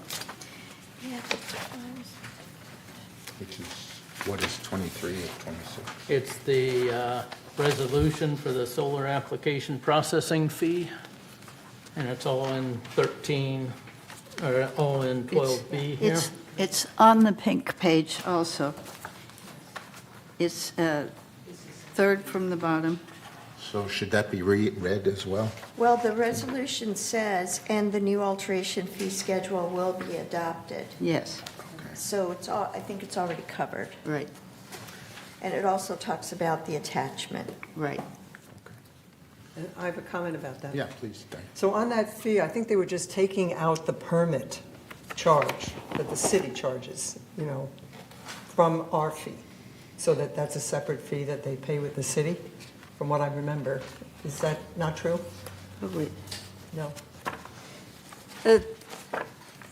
Tony? Thank you, Mr. President. We have Bart Mejia here, the Yeah, Assistant right. Director, Operations guy, and he can answer, and he already has in our last meeting, if you remember. Mm-hmm. He's put a lot of time in this, and he can answer any questions that we have. Thank you, Mr. President, board members. The fee that you see before you is the fee that a shareholder or his or her contractor will pay VMS for the processing of a solar panel installation application. The fee that the city requires is a separate fee, and we do not list that fee since we do not take action on that item. This is just a fee for mutual consent. Maggie? Yes, so we are looking at page 9 of 26 is the one she read. And if you look at page 23 of 26, that's a different resolution. So we can vote the first one in and then look at the second one and vote that one in. See? They're both labeled 12B. So that was attachment 8. The first one is attachment 3, which has a line about the fees, third from the bottom. And the second one is the actual proposed fee resolution and fee schedule, which is, so they are both as 12B. So I'd suggest we vote for the first pink page and then for the second pink page, please, for whatever reasons there are. So if we could get you guys to read both resolutions for this item, which you read the first one, and then make one motion to approve both those resolutions, that'd be great. Thank you. Okay, Mary, can you read the second? So the second resolution is Resolution 01-23-XX, and this is the solar application processing fee, Whereas alteration and variance requests require significant staff time for proper processing, including research, report preparation, presentation to the appropriate committee and board, and whereas in order to offset a portion of the administrative costs associated with processing variance requests, which is often followed by multiple resubmittals and can be followed by an appeal to the board in accordance with Resolution 01-20-27, and whereas the following revisions are approved. Number one, the solar installation application fee is revised to $223, and whereas the new alteration fee schedule better aligns the fees with the administrative time it takes to process each task. Now therefore be it resolved, March 14th, 2023, to partially offset administrative costs associated with processing alteration and variance requests, the Board of Directors of this corporation hereby revise the alteration and inspection fees as attached to the official minutes of this meeting, and the new alteration fee schedule will be adopted. And resolve further that Resolution 01-19-22, adopted February 12, 2019, is hereby superseded and canceled. And resolve further that the officers and agents of this corporation are hereby authorized on behalf of the corporation to carry out the resolution. I move that resolution. And seconded by Diane. Okay, so it looks like 12, just for discussion, it looks like 12B was the same resolution. We just read the second part of 12B. Yeah. Because we haven't talked about 12C, which is what Michaela said we should review as well. And the difference between 12B and 12C is 12B is for one-story buildings, and 12C is for two-story buildings. So we've addressed the one-story buildings, and we could vote on that, or go to 12C and read that as well. We should, The motion is for the two resolutions that are within 12B, not for 12C. Right. So we'd just be voting on the resolutions contained in 12B. Is that correct, Michaela? Okay. Okay, so let's, if there's any other discussion, or let's go over the vote for 12B. All those in favor of 12B, raise your hand. Okay, it's unanimous. Very good. Okay, moving to 12C. So would you like to read that, please, Mary? So this is revised resolution 01-23-XX, alteration standard, section 42, solar panels, two-story buildings. Whereas the Board of Directors of the United Laguna Woods Mutual Board recognizes the need to amend standards and create new standards as necessary, and whereas the board recognizes the need to revise standard 42- solar panels, two-story buildings, now therefore be it resolved March 14th, 2023, that the board hereby adopts standard 42 solar panels, two-story buildings as attached to the official meeting minutes, and resolve further that Resolution 01-14-130, adopted October 23rd, 2014, is hereby superseded in its entirety and no longer in effect, and resolve further the mutual consent processing fee for solar panel installation is to be calculated based on 4.7 hours charged at the current bill rates, and is to be applied at the time of application is approved, and resolve further the mutual consent processing fee for solar panel installation requests is set at the initial rate of $223 for 2023 and will be adjusted annually with the adoption of the new bill rates. And resolve further the mutual consent processing time for solar panel installation requests is to be completed within 45 days from receipt of a complete application. And resolve further that the officers and agents of this corporation are hereby authorized on behalf of the corporation to carry out this resolution as written. And would Would you like to read the second one, too? That goes with that? That's on page 39 and 42. Thank you. I've got it. Proposed fee resolution and fee schedule, Resolution 01-23-XX, solar application processing fee.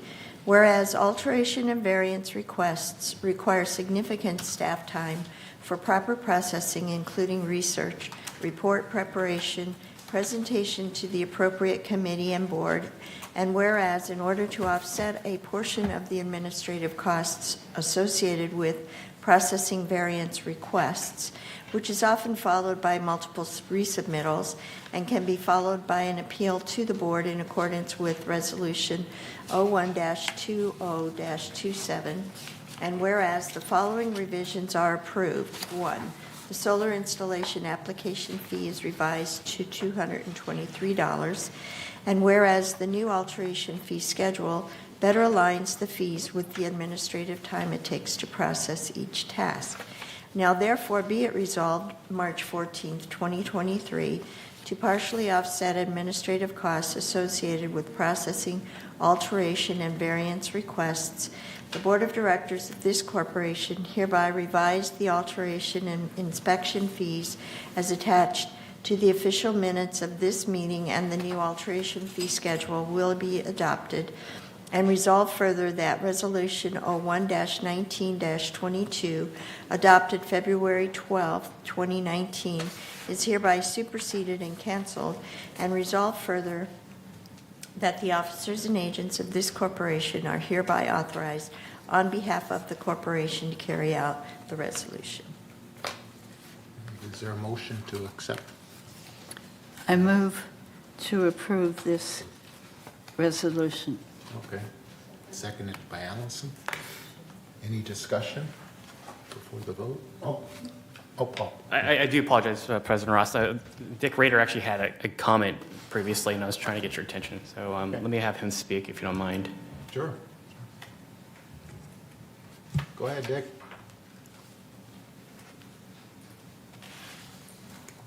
Can you hear us? We're here waiting for you. He's muted. There we go.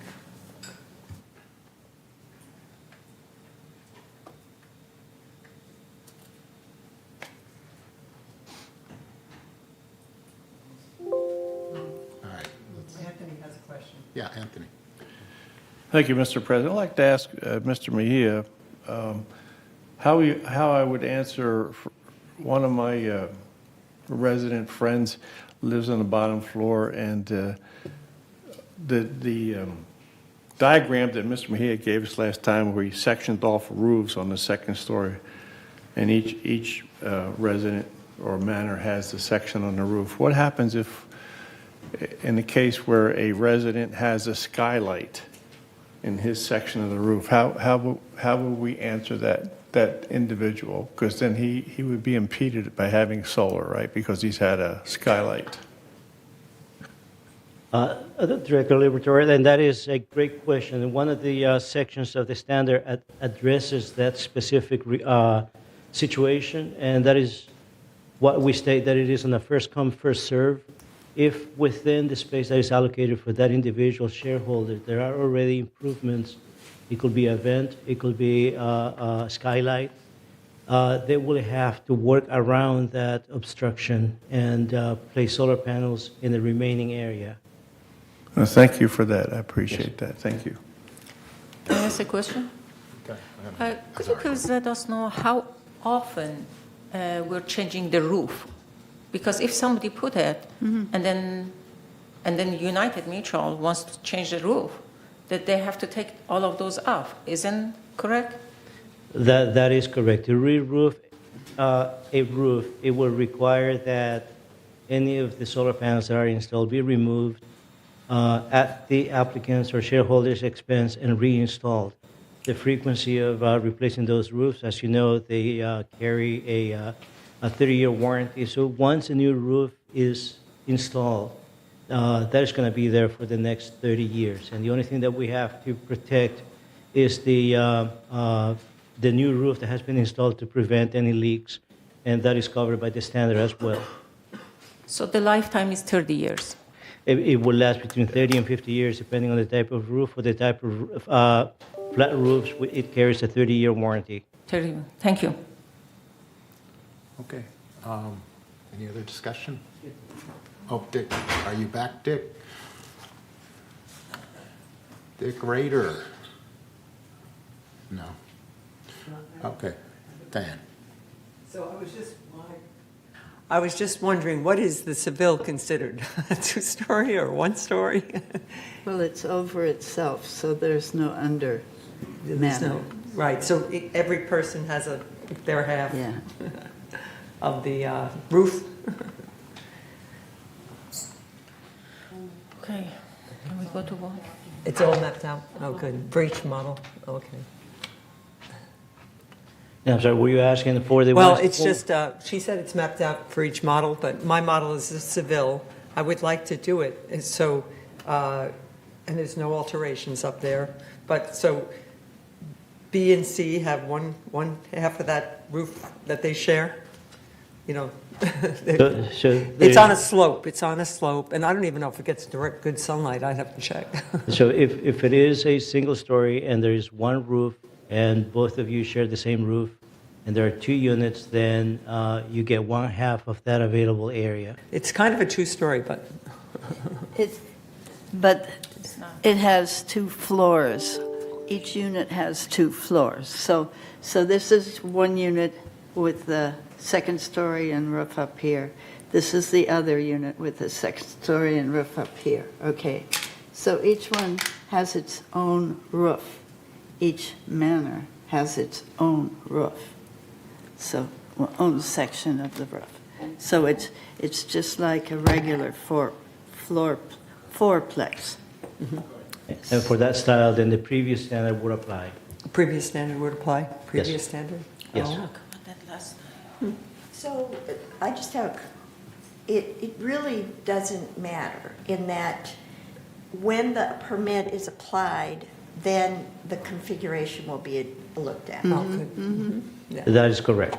Yeah, good. So, Great. In reading the material last evening and looking at the various designs, I thought this was for flat roofs and that you had to be able to hide the solar panels so that they're not visible or not a bother to other areas. Is that correct? So the standards highlight the additional requirements for installation of flat roofs. And that's why that is more predominant, because that the new roofs that are installed, we need to make sure that they are protected and that we preserve their warranty. For the other applications and the other types of roofs, then it follows the general standard with the general conditions of approval. So it applies to all of the different types of roofs that we have, but we place more emphasis on the new flat roof to make sure that the installers know that there are additional conditions that they need to follow. Okay, all right, thank you. Okay. All those. Sorry, did we ever got Dick or not? I guess we'll give up on Dick. So all those in favor of this motion for 12C, please raise your hand. Okay, it's approved unanimously. Thank you. Okay, item 12D, entertain a motion to amend the United Anti-Harassment Policy, February initial notification, 28-day notification for member review and comments to comply with Civil Code 4360 has been satisfied. So Mary, can you read 12D, please? Resolution 01-23-XX, amend the United Anti-Harassment Policy. Whereas the United Laguna Woods Mutual Board of Directors has recognized the need to amend the harassment policy to set forth guidelines for harassment complaints received by the board. Now therefore be it resolved March 14th, 2023, that the Board of Directors of this corporation hereby adopt the amended harassment policy as attached to the official minutes of this meeting, and resolve further that Resolution 01-18-102, adopted September 28, 2018, is hereby superseded and canceled, and resolve further that the officers and agenda of this corporation are hereby authorized on behalf of the corporation to carry out the purpose of this resolution. Agents. Does that say agents? Agents. Yeah. It should say I- agents. I'm sorry, I think the amendment needs to be fixed. Yes, it will. Thank you. Thank you. Resolve further that the officers and agents of this corporation are hereby authorized on behalf of the corporation to carry out the purpose of this resolution.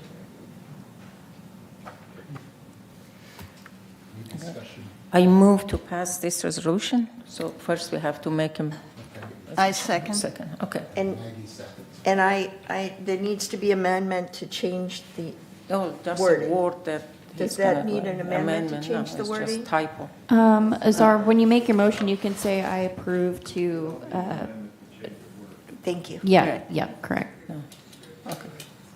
Yeah. It's Scrivener's error. Any discussion or questions about this amendment? Okay. All those in favor of 12D, entertain a motion to amend the United Anti-Harassment Policy. Please raise your hand. Okay, that's approved. Thank you. Okay, new business. Item number 13.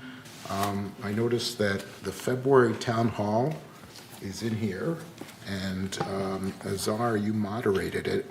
Do you want to talk a little bit about the Yes, thank town you. hall from February? Yes, thank you so much, Mr. President. Yes, it was February 10, and the title was Rain and Roof. The guest speaker came from Ledner Roofing Company, and he was with United from 1990. So I highly recommended any residents, if you have any problem, first call them. He knows all the roofs very well. And he gave his phone number, 714-493-8480, and his name is Joey Scott. And he was willing to come and give free estimate if you have any problem. And then the second part, of course, was open to the residents. And some residents have some problem and issue that I sent it, and I promised them to read it. Is Dan Farias, 2013B. Please remove leaves from roof. And their response is, VMS confirmed the flat roof clean project was completed in February. And in Lisa McCoo, 755B, landline telephone jack does not work. VMS again, thanks to them, checked them, and they said the phone line box to the building not working correctly. Resident service has a work order open to repair building box. And Sue Wood, 202F, and also Root, 202G, a status of email sent to MNC committee in December regarding rain gutter. And then the response was MNC find the email messages and is reviewing the request for a change to the rain gutter. And Nancy Lannon, 669N, emails of news about village or repairs should be sent to the residents and owner both. And the response is, the owner will need to place on their account the tenant can contract chargeable services for the manor. All residents can receive a village news. However, they need to provide approval to receive the information. They can do this by signing up to receive the weekly newsletter, What's Up in the Village. So, and another from Nancy says, where are big numbers going to put on our building? The response is, the mutual do not have a separate standalone program to replace building address signs. Signs are replaced with new large reflected coded signs as part of the exterior paint program. So when your building is be painted, then the number is going to be there. But that might be discussed in the United for this year budget as well. Richard Richard at 46R says, does VMS clean alteration patio? And the response is, ticket was open with resident service to inspect the area patio, rain gutter, and advise the residents. Cheryl from 792B was informed that the roof would be cleaned in December, but it has not been done. When is going to be cleaned? The response is, VMS confirmed the flat roof cleaning project was completed in February. And 8720 asked for constant gutter issue. Again, the response is requested a ticket be opened in resident service to inspect and correct the rain gutter as needed. And residents is already got the response. And the last two is Carol Greg, 667C. How do I access the list of chargeable service for United?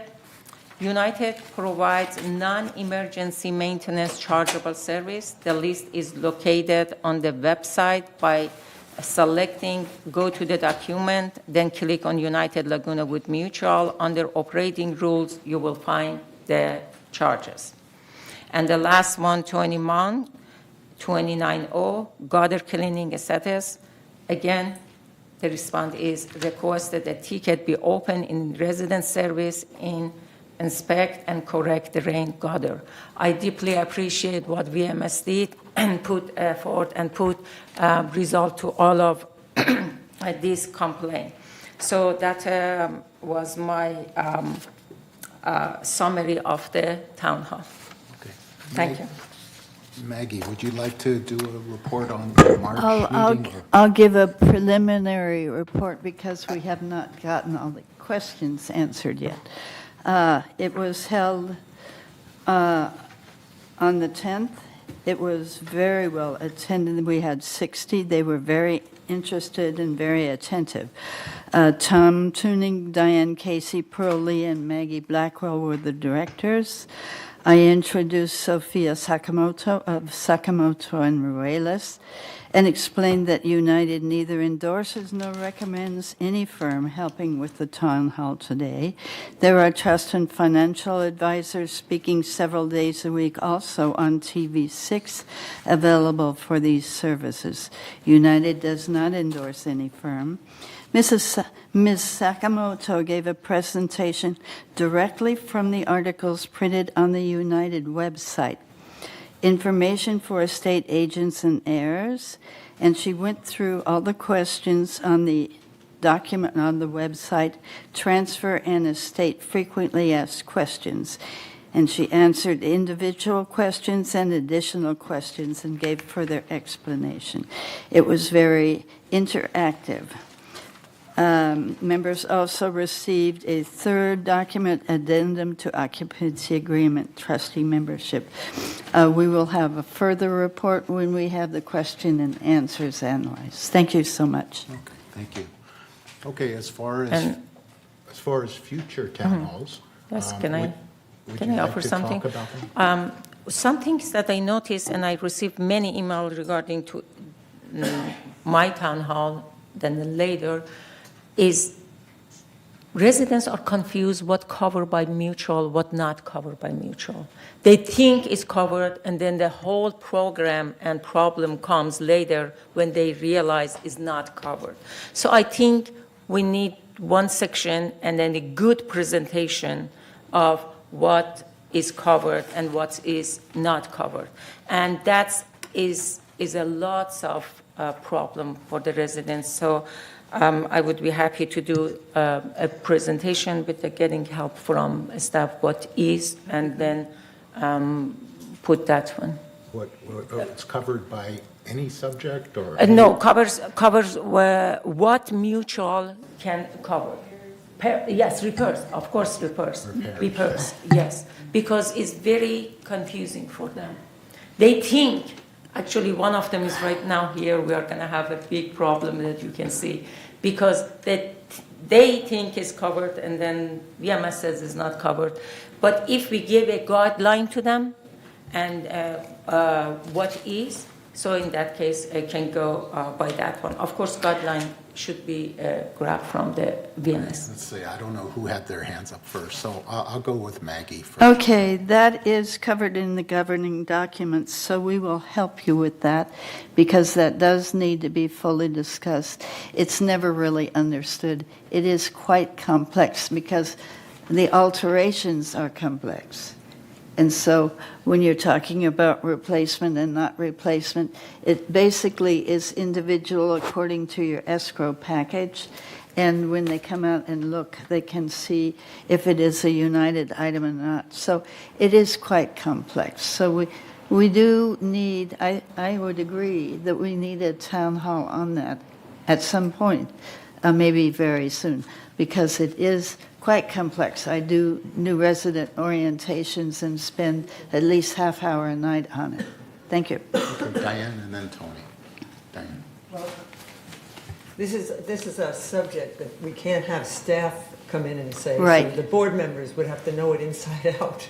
But I would say it would be a good subject to have like at a maintenance and construction meeting or an alterations meeting, or just a general meeting that staff could get involved because it's a complex issue. That we have a lot of committees that go over it. Yeah, we would definitely have to have a lot of pre-work with staff before the town hall to fully understand what's covered and what's not covered for all the different repairs. Because we don't want to make bad statements. No. Lenny? Tony, please. Thank you, Mr. Chair. It would really help if people would read their escrow package. I mean, I read mine, and if people don't want to read it and they come there, it would help alleviate some of the complexity and some of the confusion if we instruct them to read their escrow papers or bring them back, I mean, I did. I don't know why anybody else wouldn't. Okay, yes, actually, alterations committee would be perfect for holding a big, well-publicized, regular alterations meeting simply on that. And that way we could hear from staff, because it would be a regular staff meeting. I don't know if that's possible, but that's the best chance that we have. And it would be on a regular meeting with the regular format, and it could be answered right there if we announced it. We've got lots of seats, and we can have an overflow room also that we can use. If we do that, that would be the advantage if staff will allow us to do that. That would not be a town hall, that would be a regular It meeting. would be a exactly, regular Because that's publicized by meeting. staff. Publicized, yeah. Can I? Okay. This subject in 5 or 6 different direction goes, not enough even. So it doesn't matter that committee in the governing document, one time they put it, committee in MNC would one time put it, in the TV put one time, and in the town hall be one time. So the difference between town hall, because residents comes, as I said, needs absolutely get information from VMS and be as a presentation is just showing the guideline. And as Tony says, one of the things that in town hall we should emphasize, go and read your package. Yeah. I mean, that's one thing, that number one, that you have to do it. So all of these, even saying this one, go and read your package, is sometimes it needs some people tell them. I told you, I stand near the garbage can and told them what to put in there and what not to put. I mean, at our age, probably we should know, but I did it. I stand there and tell them, no, you cannot put this one in the garbage can. So it's necessary. I received emails, and they were confused about, in that meeting, which one they have to pay. So it's necessary. We gave a start with first guideline, and I give all of those presentation to any committee that they wanted to have. Okay. I would suggest if you have this, to speak with staff several times, Bert and other MNC advisors who can help us with yes, the town definitely. hall, because we have to I'll be very get clear staff. about that. Absolutely. Nothing without permission of the staff because they know. Diane. Okay, well, it appears that that is a great subject and needs a lot of studying. But one thing that came up at this town hall we just had was people are so frustrated about the loans. They don't understand why. They think there's all kinds of underlying things. We're choosing not yes. to get the insurance. So it would be a great subject, I think, to have and to explain the different things. You could even have somebody from insurance talk about what's happened that Fannie Mae won't do the loans. And there's, so Yes. anyway, I think it's a good subject, so. May I respond? Yes, Fannie Mae actually recently, everybody knows, stopped even for third. It's not just for us. No. I mean, just weird things that they are doing. So I understand, but since I will definitely want for maybe later months after this ad hoc committee getting to the point that I have something to say. Right now we are in the deep research. And again, please read the background of these people. Amazingly, these people that is in the ad hoc are educated and they are going through this. So I wanted, before we go to the town hall, which I don't have anything to say, and can we or can we not have, if anybody asks question, I don't know at this point. We're working with Pamela Bashline very close to that. So it's very good suggestion. I will take it, but down the road after ad hoc, we're getting to some point. Okay, I think we are actually talking about a possibility of 2 town halls here. Okay, so I Which think one comes first? I think we can work it out, divide it up into 2 town halls. Yes, it's going to be and work one right after the other, and both of them are necessary. Both of them people are confused. I would like to get reports from our insurance company as to the loans, the possibility of Fannie Mae and the other people, and them making loans, or are those gone forever from NCB, or what? These are great topics, so I think we could talk about that maybe this afternoon and try to divide this up or make it, because it's going to be a very serious question for a lot of people. Well, Mr. President, these are 2 different subjects, cannot be in one town hall at all. No, I mean, 2. it's not different. 2. Especially repair needs just by one, and I'm sure lots of people comes. So if you don't mind, and everybody agree, because I can show you email that how they are confused. And so we go with the guideline of repair. We are not suggesting anything, but we gave them guideline. This is the guideline that you have to follow for the repair first for the next month, and then we'll see, hopefully pretty soon this ad hoc can bring. At this moment, I'm not ready because we didn't do research enough to say anything. I'm not talking until research be done. Let's do the repairs. Repair, yes. The repairs, what's Guideline. covered under repairs Yes. for April. Yes, And May, we'll decide next month. correct. Okay. Okay. So that completes town halls. And the President next Ross. item on the agenda is, I know Richard Rader has had his hand up for about half an Yeah, hour. if you don't mind, I'm going to read his statement. Is that okay with you? Sure. Go Yes. Would you consider having committee assignments be discussed prior to the monthly board meetings, perhaps at agenda prep and then reviewed by staff? Thus, the committee assignments would be settled before being brought forth to this meeting. It would save a lot of time, and that's the end of his statement. I'm sorry, I didn't hear. Sure. Can you Yeah. pull it up in the chat or whatever, Yeah, I'll pull this up right here so you can see. so that you don't have to repeat it? Thank you.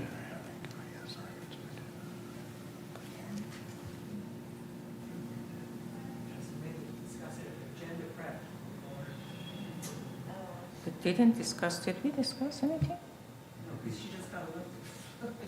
I just got elected. Yeah. No. So wherever possible, that would be a good idea and save time. He just elected yesterday. What? Yeah. I think it's a good Okay. idea, Dick. We should think about it. Okay. Thank you. Okay, okay, so next item is item 13C. No, 13B. I mean, 13B is entertain a motion to deny reimbursement for requests from 707G. So this is Hannah. Yeah, sure. 707G. Make your opening statement. Giving me a opening chance. Speech. Oh, that's February 22nd. I presented the cases why I claimed for reimbursement, but I think you already knew what was happening. So I'm going to make it just clear request.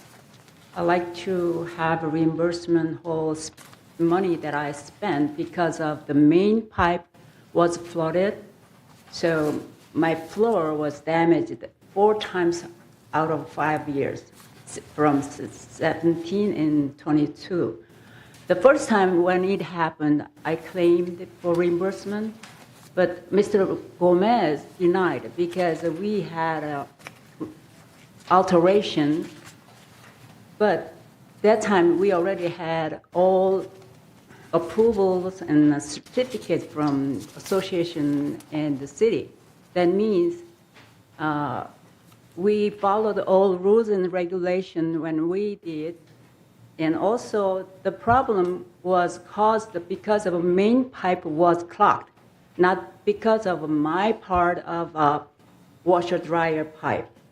So as every single time my plumber came, they cleaned up main pipe clog. This much big debris, leaves and branches, so forth. So it happened 17, 20, 21, and last year, 22, I hired a different plumber. He suggested ask the association for reimbursement because he believed that association has responsibility. And when I did last year, finally, they came out to my manor, inspect, and they cleaned up. I could save my plumber fee. So my point is, they didn't cooperate to the manor owners' complaint in a timely manner. Every single time I requested, they denied it. But I don't know why they took an action at the last year. So I needed some consistent management strategy. And in the meantime, because of that, I spent almost $1,120, which includes replacing my surface, hallway surface. Originally, I put the hardwood floor because it recurs almost every year. I try to prevent any bubbling more, so I just replace the tile, not for just cosmetic or just interesting reason, because of the safety reasons, the complete safer one. So I would like to request the reimbursement. Thank you. Okay, and I think we have some questions for you. Tony, would you like to start? Yes, how do you pronounce your name, please? Sunjun Chung. Sunjun Chung? Yeah. Do you live in the residence? Currently, no, I'm not So living you with. have a renter there? Yeah, I did it. All right, thank you. But when it happened, I was a living resident. Okay, Mary? So I'm on the maintenance committee. This was brought up in front of us, and we did a lot of questions about it. And one of the comments and questions was that when these floodings occurred, there was no there was no reporting of it to us so that we could go look at it and see what's going on. And a plumber was called, and a plumber came out and did some investigation and cleaned the pipe. And I think at one point, we actually went out at one of the occurrences when we were talked to, and I think Mr. Gomez can address some of the background of it, that we did a cleaning of the piping at one point after the fact, and but when we're not notified that things are going on and that there's a renter in there, that's fine, but when we're not notified, we can't come back later and say, oh, well, we should reimburse you for that, because we have no recourse that we went out and investigated it ourselves to find out what the issue is or what's going on. So. Yeah, only last year they came. At the beginning, 2017, when it happened, I request to Gomez. He denied it, and even he didn't take any action at all. 2017, 2021, for 3 times, never came out. They never came out. So only last year, 22nd. Could we have Mr. Gomez who? Pardon? Could we have just Mr. Gomez to tell us the response, whether just his response? Let's have a seat. No, he's behind you. Oh, Please have a seat, and he'll speak. Yeah.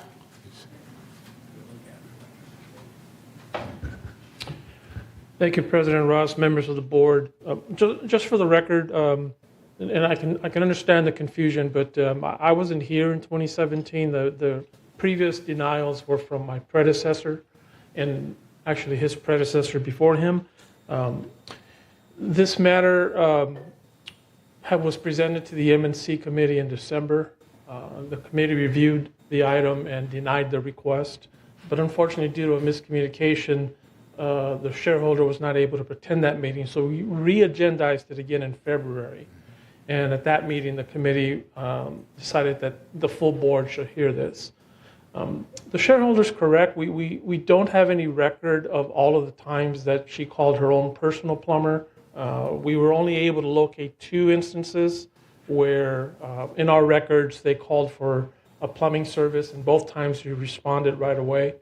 Where I think the shareholder's getting perhaps a little confused and is seeking board review on this is because she did have an alteration to her washing machine, the stoppage, the plumbing stoppage resulted in overflow through the alteration pipe. Had that pipe not been there, it potentially would have overflowed in a toilet or a sink or something like that, in which case we would have taken care of it. But the mutual's policy is very clear. If you have an alteration and the damage to the mutual property occurs as a result of that alteration, then your policy does not allow us to reimburse the shareholder for the damage to their personal property.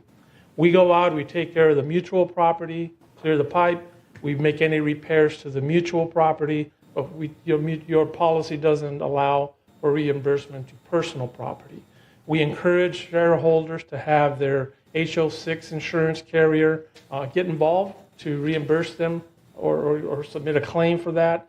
We haven't been able to determine if this shareholder has followed up on that, but our hands at staff level are tied by the mutual policy. But just in an abundance of trying to demonstrate good customer service, and because there had been some confusion, I did offer to settle this for the initial $100 that she requested back when this started in 2017, some 5.5 years ago. She accepted the $100, and we assumed that then that was settled. But then she later came back and asked for additional reimbursement, and that's where, from a staff perspective, we felt this is something that the committee needs to be involved in. And so that's why we're here today. The history is all outlined in your staff report. I really don't have anything further to outline than that, other than from a staff level, our hands are tied. But if the board wants to reimburse the shareholder for the repairs that she made to her personal floors, we could fund that out of our operating fund, but that's not typically what you would do. And just keep in mind that you have probably thousands of these happening similar. So I would caution you against that preference. I have a question, and this did come up at our MNC committee meeting. And my question was that each time her plumber or our plumber came out, they recognized that the root cause seemed to be the main line getting clogged. Right. And as a result, that caused the overflow into her unit and a damage to her unit. So I think that's why I suggest we come up with some kind of an accommodation. You have to look at the root cause. It wasn't, in this case, because of the alteration. It was because the clogging of the main line. Each time the plumber came out, he said the same thing. So that's what I think that we should try to accommodate her request somewhat differently. But Tony. Thank you, Mr. President. This place is, this is a sore spot for me because it's being subleased out for what, $2,000 a month, and the United doesn't get any of that. So I understand your point and I accept that, but the fact is it's being sublet out and she's generating income off it. So I want to take that into consideration. Thank you. Not material, but okay, Diane. Well, in this section, it does say that twice staff did get involved and came out because of a stopped-up sink and a clogged toilet, which I have those kind of things in my place, and they come out and they fix it, and everything's great. Now, I do have an alteration upstairs, and it was leaking downstairs in the shower, and we didn't know what it was. And so they took out the ceiling and the walls and whatever, and then it turned out to be my tub, my alteration. And so I then had to take over and fix that issue, which was a broken soldered pipe. Who knows who caused that? I don't know. And then I put that through my HO6 policy, and they covered it. It was lucky that it was like a year later, but I presented it, and they had no problem. They said, wow, that was a really inexpensive fix. So it's reasonable. What we charge is reasonable. And, it was my alteration. So we have to look at that. If that alteration wasn't in this unit and there wasn't a washer dryer, I do all my washing and drying in my building outside my home. But if that wasn't there, this wouldn't have happened. It would have been covered by the plumbers that come out and fix your sink and your toilet. Go ahead. So one of the indications in some of the drawings and discussions was also that the washer is downstream of the toilets and the sink, meaning that if there was a backup, it's going to hit the washer first in this setup. So there's a lot of water that comes through a washer when it drains out versus a toilet and a sink. So the alteration has an impact on what happened here.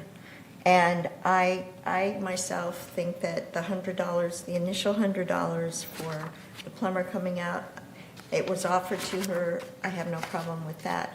I have a problem with all the rest of it because, again, we have no records of some of these other occurrences being reported so that we could go take a look. Right. Yes, I haven't been in that committee, but I read this one very carefully last night, and I wanted to pay attention and get maybe response from you have been there. Page 1 out of 26. First of all, in paragraph 6 from background, if you go down, they said on September 20, 2020, a gesture of good faith just offered this 100. Since when that we are offering residence based on gesture of the good faith? I mean, we have to have a rule, otherwise giving or not giving. That's number one, my complaint about that sentence there. If you bear with me, I'll go to the page 3 out of 26.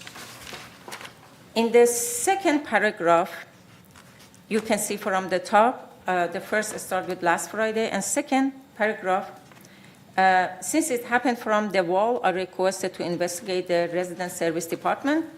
Listen to this. The technician from the village examined and figured out it was caused by the washer. He left without doing any actions and asked to call the washer repair technician. So my question is, how this technician says is washer, which was not washer, just by looking. Some of these technicians are very good. Some of them came to my unit and advised me actually wrong, and I already reported that one. So this is not right that we send someone that by looking, saying something that is not right. So because I wasn't in that committee, but look at the next page, you can see the wall. In page 5 out of 26, you can see that from the roof, those leaves comes, and that's the main one, and then washer is right there. So you can see it's from the pipe, page 526. I just read this one. We go to page 7 out of 26, which mutual, not reimbursement, and then they said it in this page. And if you just go, they didn't accept at that time. And go please to page 15 out of 26. Here, that was a technician that comes and just by look, and look at here, the second paragraph. I'm reading. The plumber, Mr. Gill, diagnosed that it was related to the main line problem. As the main pipeline clogged, the water from the washer overflowed inside the floor. The water could not run to the sewage. So actually, an expert that knows what to do just say that it is not from the washer and actually is from the main line. So that is the copy. If you go to page 17 out of 16, 27, paragraph 1, 2, 3, 4, 5, 6, 7 says, so we strongly believe the flood was caused by being stockpiled leaves and debris. So when you find the leaves and things, that means it comes from the main pipe. So it's not from the washer.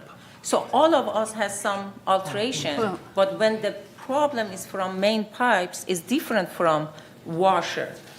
And we're going to the last page, and that's residence. Yes, then the last page that I can see the cost that is set $340, $900, $1,240 minus $100 check that's sent.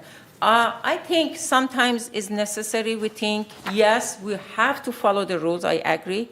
And yes, I am 100% what mutual should do and cover mutual, but at the same time, when resident has a right, we should not ignore, and if it is really damaged by us, damaged by the pipe. This is very obviously by all of these 20 that I read it over and over, is caused by the main pipe that belong to mutual. And I wanted you to consider this one as well while you are discussing, that not put everything on residents just because the ward, some remodeling did in the unit. Yeah, I have a few comments. First of all, I appreciate you making a gesture of the $100. I think that's exactly what's a good thing to do. And I like to solve problems as easy as possible. Second of all, anytime you change the plumbing in a unit, you're going to run a risk of causing a change in the low point or where water is going to flow. And if we start allowing reimbursements when an alteration is made, we're going to see massive amounts of money being spent on reimbursements in United Mutual, and it will affect us overall. In addition, I think most insurance policies, you can only go back 3 years too, if I'm correct. It probably depends on the policy. So a 2017 item, it won't matter if there's an HO6 policy involved or not, probably at this point in time. And I think it's incumbent upon a resident to, if you have a problem with the plumbing and that, and you have a problem and you don't do something about it the first or the second time, it's going to reoccur time and time and time again, because our plumbing system, you're going to have clogs time and time and time again, which means the same problem's going to occur time and time and time again. And I don't believe United can take that upon themselves to be responsible for the alterations and the recurring problems. So unfortunately, I'm going to vote to deny the request and approve the denial. Well, one thing I want to point out is that when you do have an issue, you know, when you have to repair something else that you modified, an alteration like a floor or things like that, that is your responsibility.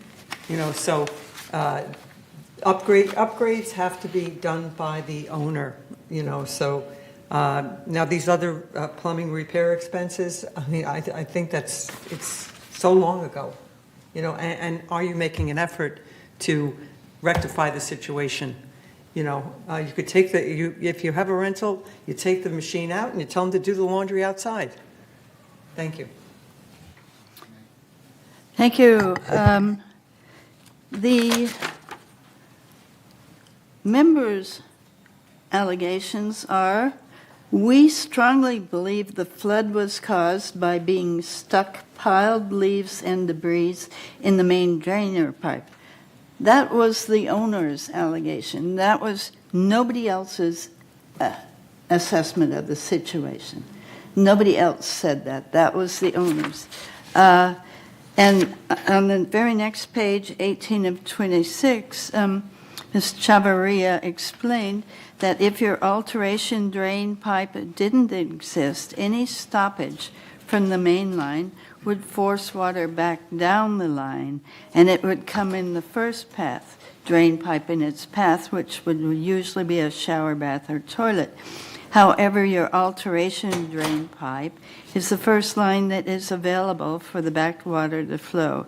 So that's why the water overflowed out of the drain line for the washing machine.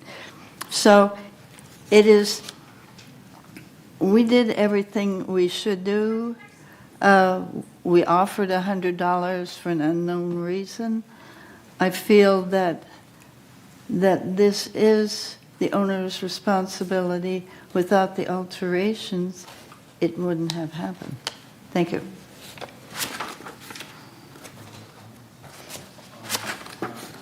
At the M&C committee, the reason this was referred to our entire board is because the three of us on M&C had a different opinion. Mary said to no, reject based on an alteration. I think Allison expressed the opinion to pay her for her plumbing bills. And I had the idea, because the reasons for the continuing problem was because of the leaves getting stuck into main line, to split the difference and pay half of her bills. So we were three that didn't agree with each other. So that's why it came to our board. So I'm looking for some accommodation or maybe no accommodation. Whatever the board thinks is fine. I have one more comment. Yeah. So, as was said, that these buildings are pretty old, and the plumbing's really old. My shower keeps backing up. I call VMS. VMS has a plumber come out. He roto-rooters it, or whatever you call it when it's not roto-rooter. And in a few more months, it does it again. They're very old buildings, and so there, and there's, I don't believe it's leaves and stuff. I just think it's old stuff in the pipe. I've had another pipe that went, and they finally had to replace the pipe, and there was no pipe on top on any horizontal. They're very old buildings. We are patching, we are cleaning, we are doing what we need to do. When there's a problem, you call, they take care of it. And we now are sleeving them because in our complex, we're getting that plumbing is, so as a company, as a corporation, we are addressing it. It's old. We're addressing it. When this stuff happens and it's being repaired or cleaned or whatever time after time, you either make the decision, like Diane said, don't use the washer, because if the pipe is that old and it's going to keep getting clogged, you've got an indication, don't use it until we make, as a company, a corporation, that we make repairs on the old pipes so that they are now acting as if they are newer pipes. So the indication was there to stop using the washer.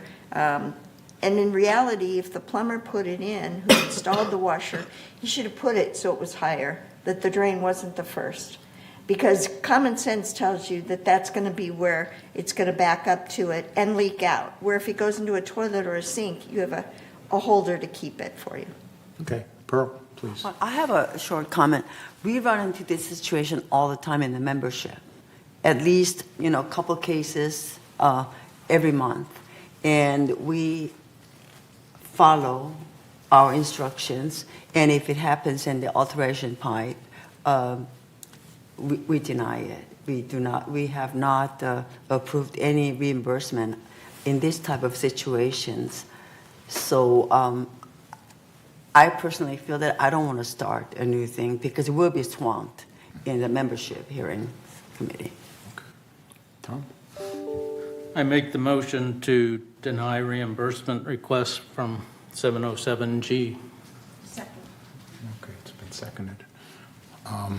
Any comments before we go to a vote? Yes, I wanted just to add one thing, that this common idea of remodeling, there is no reimbursement, is just kind of getting hard.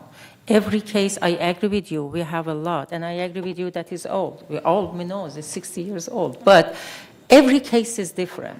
It's not, as you said, a little bit the the pipe be upper or lower is the different case.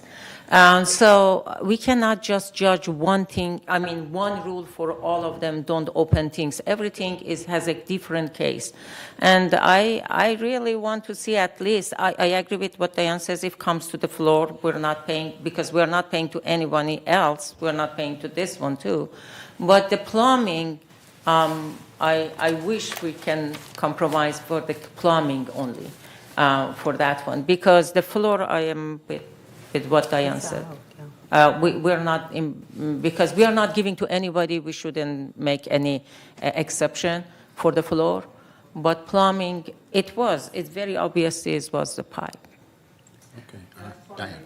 One comment. I had, like Mary mentioned, I had a whole pipe going from the upper floor down to the lower floor that was totally split open. It was causing the running water only because I didn't use the upstairs sink. When my son was visiting and I heard it sloshing through the wall.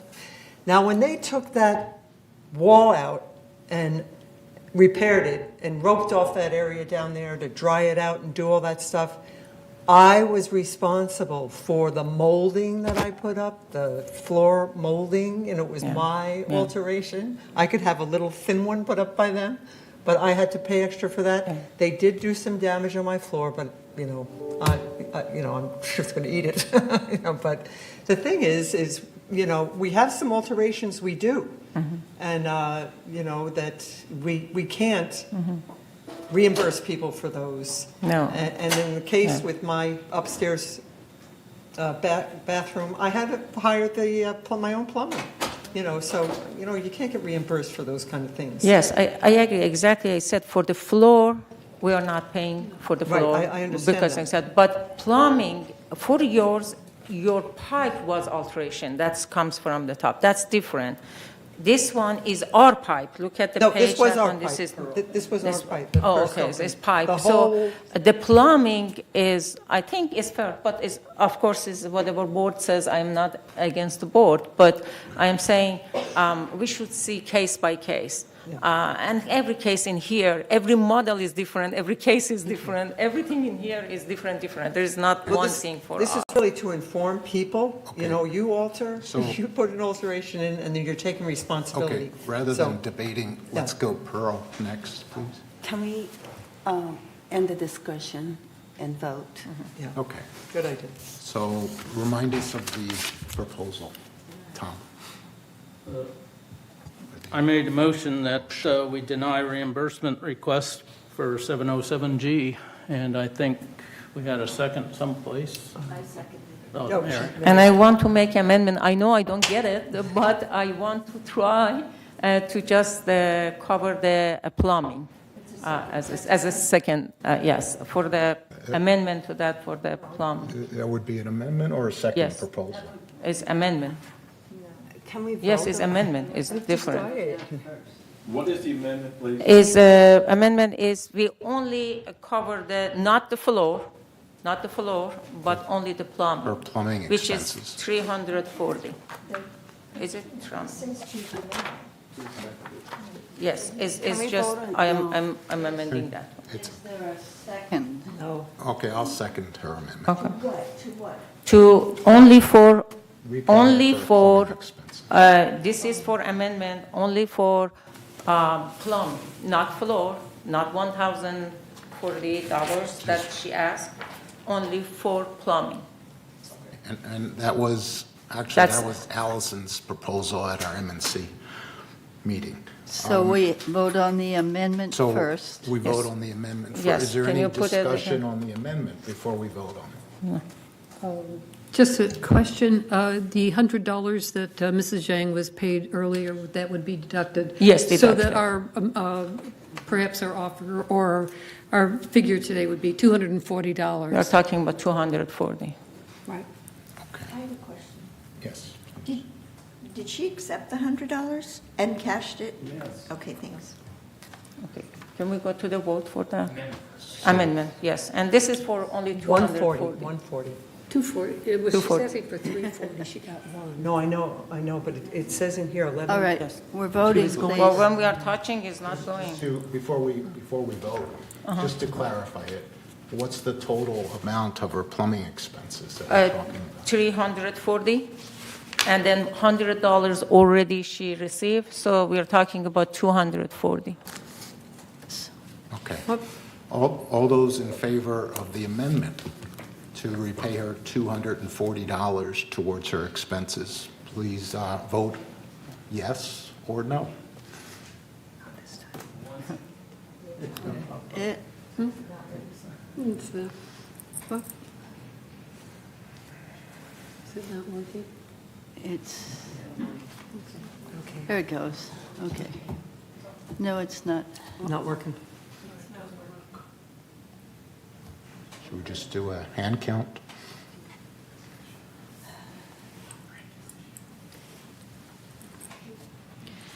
So we are dealing with some technical issues, so it may be best to raise your hands to vote. Okay. Thank All you. those in favor of the amended motion to give her $240, It's just a try. raise your hand. Okay. It's Okay. just fair. 2, 3. Okay. And all those opposed, raise your hand. Okay. Okay. So now we go to the original motion. Is that right? Okay, the original motion is to deny coverage. Is that right? Based on this being an add-on alteration. Okay, all those in favor of that, raise your hand.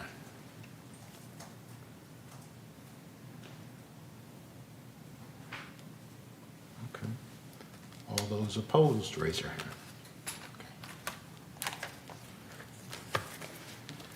Okay. Did you get that? Did you get? Okay. Okay, so the original Yes. motion President is Sue approved. has. President Ross, Yes. the reason that I voted no is that the lack of notification to the staff. And also that these were like in 2017, and Chase didn't have any document for it. It was something from a ledger. And I just am concerned about starting a precedent, and particularly since she did not continue to contact the board. Otherwise, I think I could have gone for the amendment. Thank you. Yeah, I could Point see of how. information, can we have the vote, please? What Yeah, was the so vote? the vote was, what was the vote? 9-2. For the original motion, it was 9-2 with Directors Ascari and President Ross, who were opposed. So the motion passes. Yes. The original motion passes. We deny. So I could see how this could be a very good issue for Town Hall coming up next month. Yes. Because this is going to be a Yes. very, Yes. very Yes. interesting Town Hall. Yes. And very useful. Thank you. Thank you all for attending this part of it. Okay. I'm sorry? May Yeah, I have please. one comment? Yeah. I really honor your opinion and decision. But one more thing that I want to tell you, management, consistency management skill, which means my plumber said at least once a year or twice a year, the main pipe should be cleaned every year, every month, after fall or something. But association did it, so it was piled up. That's why I brought this matter continually. Not because of our remodeling pipe. Whenever plumber came out, clean it, the water run really, really efficiently, which means my remodeled pipe didn't have any problem, only just a main pipe. If my part has a problem, even after plumber cleaned it out, the water won't go outside, doesn't run. The second of all, Ms. Simon pointed out plumbers' incorrect installation at the beginning. At the beginning, they had approval from the association. Yeah, they brought every, blueprint, everything, and association approved it. If you believe that it was installed lowerly, at that time, association should be correct, or it should be made up. But at the end, when it happened, accuse the plumber. I don't think it is a correct comment. It should be done before they take an action, when they brought the blueprint. So, two things that I want to tell you. And again, thank you so much for your time and idea. I really learned so much things about association meeting. Thank you. Thank you. Thank you. Maggie? I request a quick break. Yes. A quick break? Yeah. Okay. Recess for 5-10 minutes? Okay, thank you. I needed to run to the restroom.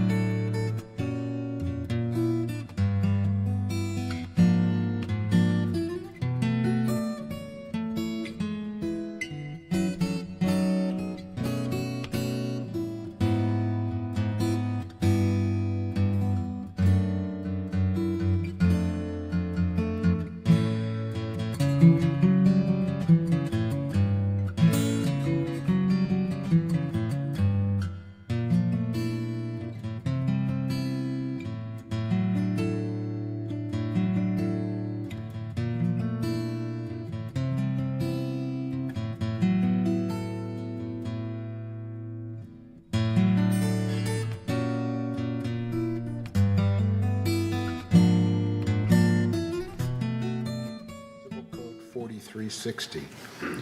Should we have Mary read that, please? 13C, that resolution. Resolution 01-23-XX, United 2023 Investment Policy. Whereas on February 28, 2023, the United Finance Committee approved the United 2023 Investment Policy with a purpose to provide guidelines and limitations for the responsible management of cash available for investment, which applies to all financial assets of United, including all cash in investment accounts, both discretionary and non-discretionary. And whereas that all investments on behalf of this corporation must be made with the underlying principles in the following order of priority. 1, safety. 2, liquidity, where applicable. And 3, yield. And whereas it is the policy of United to invest members' monies in a manner which will provide the maximum security of principal while meeting the cash flow needs of United. In addition, these investments must conform to all state of California statutes governing the investment of common interest developments monies. Every effort must be made to match maturities to known cash flow needs. Now therefore be it resolved, April 11, 2023, that Board of Directors of this corporation, no, that's wrong. That's the wrong date. You can't have April 11th. It's the future. Oh, that's the next month, after 28 days. After 28 days, because the second one, because right now this we is just voted. okay, got it. Okay. Now therefore, thank you. Be it resolved, April 11th, 2023, that Board of Directors of this corporation hereby approves the United 2023 investment policy as attached. And resolve further, the resolution 01-19-87 adopted on November 12th, 2019 is superseded and canceled. Resolution resolved further that the officers and agents of this corporation are hereby authorized on behalf of the corporation to carry out the purpose of this resolution. So this is March initial notification. Okay. So, Maggie? I have a question. Okay. Where is the investment policy? In the second page, you have to go back to the page 5 out of 16. That's, I don't blame you because we never had it, and this is the perfect one, we made it. I thought we had So, an old first- one was deemed unacceptable. No. First, I would like to make a motion Okay. before we go there, because we have to make a motion. That's I right. would like to make a motion to accept this policy as staff recommended. And if I get a second? Okay, I'll second it. Okay. And then discuss, and I'll talk after that. Before we go to, okay, do you want discussion or I explain? So do you want to explain the background, and then Yes. we'll go to questions? Yes, I would like to get that member of ad hoc committee investment had spent many, many hours, weeks after weeks, to create such a complete investment policy for United, which follow civil code by safety first and yield be at the end, and hope for future ever United follow that one. I hope this policy can protect the principle of the reserve for years to come. In the ad hoc committee, we had very, very well-educated people in this one, and we expended, Steve is here, and the only one that I can see, and Allison, that how every paragraph over and over and over we read it to make sure correct. And if in future none of us be here, somebody read this one, we never ever hopefully goes to the hole that we have been in 2019. With that said, I will just pass to any question that they have. Okay, Diane? Okay, well, yeah, I have a problem with this investment policy, mainly because this investment advisor was modified more recently, that it's still saying that an individual or company employed as fiduciary by United to provide financial guidance. So is that saying you still want an employee of VMS to manage our investment? No. So what are you saying? So did you read this one? I'm first reading of all? it, I'm reading So it. it's okay. Or, it says, or a fee-based investment manager. But No. you're still saying that you want Advisor. an advisor from Advisor, VMS? professional, and we have the very, very good, solid, who can be advisor. And that's a number objective. No, delegation of authority. Go to page 7 out of 16. And that's delegation of authority. And that says that all of them to the next page, that who can be. So it's not just a staff member. We don't want a staff member to advise us or do anything. No. Right, I don't think that we're going to get the best deal, or, for the Who cannot Treasury. get the best deal? Our internal staff. Who said they are? I'm just saying that we don't want a staff member No. making our investments. No, we're not. But we are not And- gonna and- have and a the staff. The investment ad hoc, I could explain to you, Diane, one of the purposes is to interview outside financial advisors Yes. with a great deal of experience in doing that. And they haven't gotten to that step yet. So in the interim, until they decide on a financial advisor, they're A going to good have one. staff make the investments until that decision is made. But they're going to interview 3 or 4 very good candidates at their investment ad hoc committee and decide on one. And that will be proposed to the board as well. But I don't think it should be an individual, it should be a company. It is a company. It is They are company. companies. It is, there is no individual. Please read this one. I said, please read it. It's not individual. Okay, It's let's just, not murky. debate. Mary, would you like to talk to? So at one point, I had my license for financial advisor. I want to make sure that in here, it says not just qualified, but that it says licensed financial Absolutely. advisor. Fiduciary, license, all of these. Well, I is wanted insisted. to say that. It's here. No, it says qualified financial Point of advisor. order, there shouldn't be any cross-talking, please. Right. Okay. I just want to make sure that it says licensed. thank you. Thank you. Where Because would you people like say that? it, but Where it's would you illegal. like that added? Page No, 8. no adding. It's there. Where? License for the delegate. Says the board will interview and select the qualified financial advisor through use of an Management decision interview of the process. activities, Process, non-discretionary I'd like it to exercise. say licensed. Hold on. To manage discretionary shall act as an active fiduciary duty broker and service manager. Okay. Point of information, could we Yes, get for- the- yes, go Could ahead. we get the reference page and paragraph that you're referring 7 to? out of 16. 7 out of 16. And which line? Which paragraph, which part? Because all of them, they said that in the last paragraph says that the board will interview to select a qualified financial advisor through the use of interview process, a minimum of those. So if they are coming to you and you ask and they said they are not licensed, then don't vote it to that. Okay? It does not specifically say the We word licensed. we did have this discussion at length in the ad hoc committee, and the word qualified, that would be one of the qualifications for anyone to come before us, would be to have all the licenses that are needed. Yes. And the proper designation. If you see the last paragraph in the page 8 out of 16, in the first part, first paragraph and second paragraph, see the started, the board will interview and select the qualified financial advisor through the use of this interview process. So if you decided and you asked, do you have license? If they said, no, I don't have license, then don't vote it. They're not qualified. Not qualified, okay?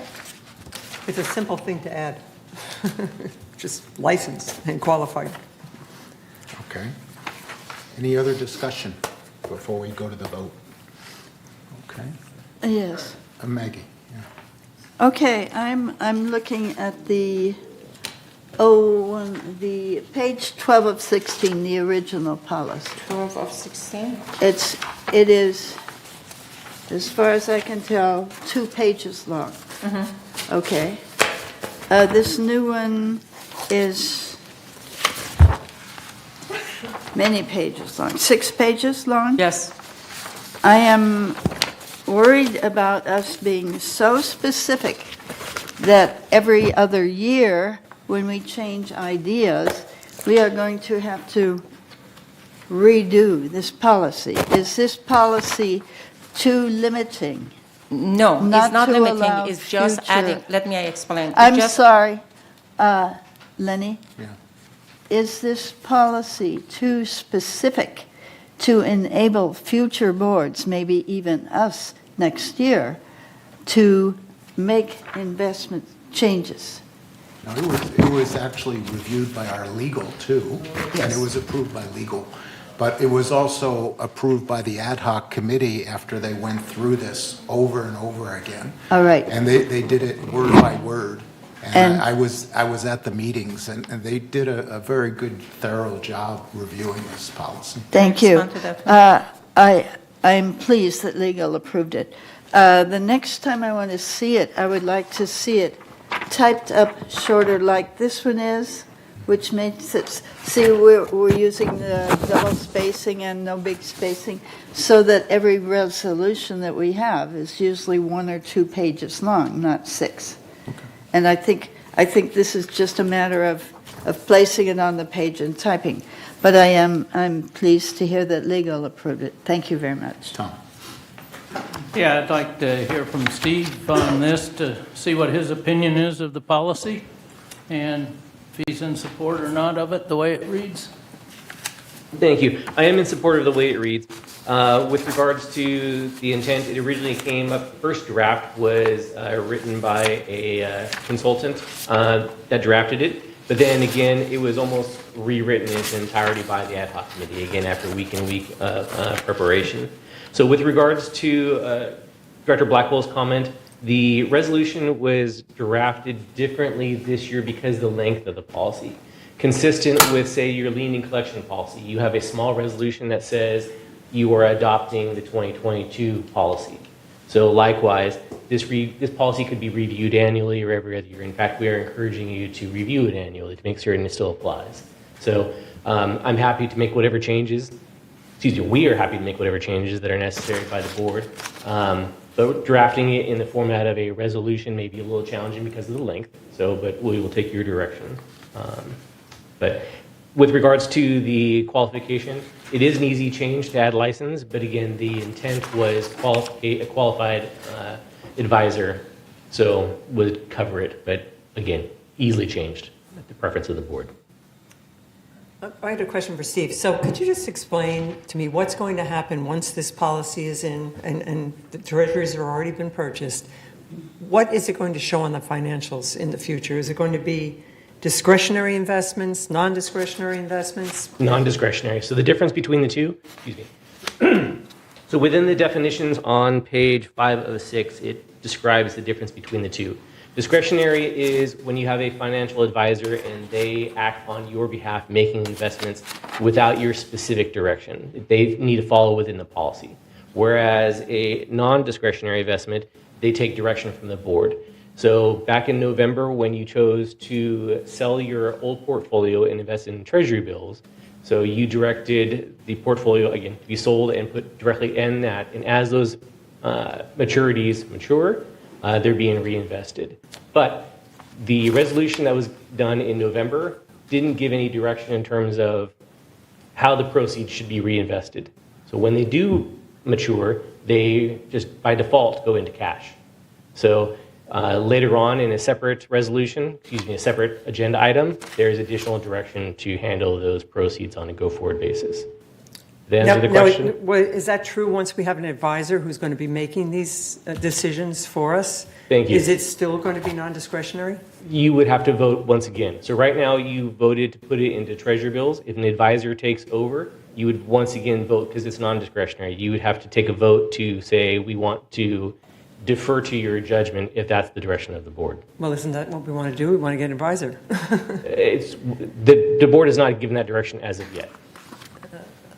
There's a policy in place to Yeah. allow for that. Okay. So, but the board has not enacted any kind of a direction to, once you bring in a professional advisor, again, that's the direction of the board, then you can tell them, we want you to invest based upon the policy.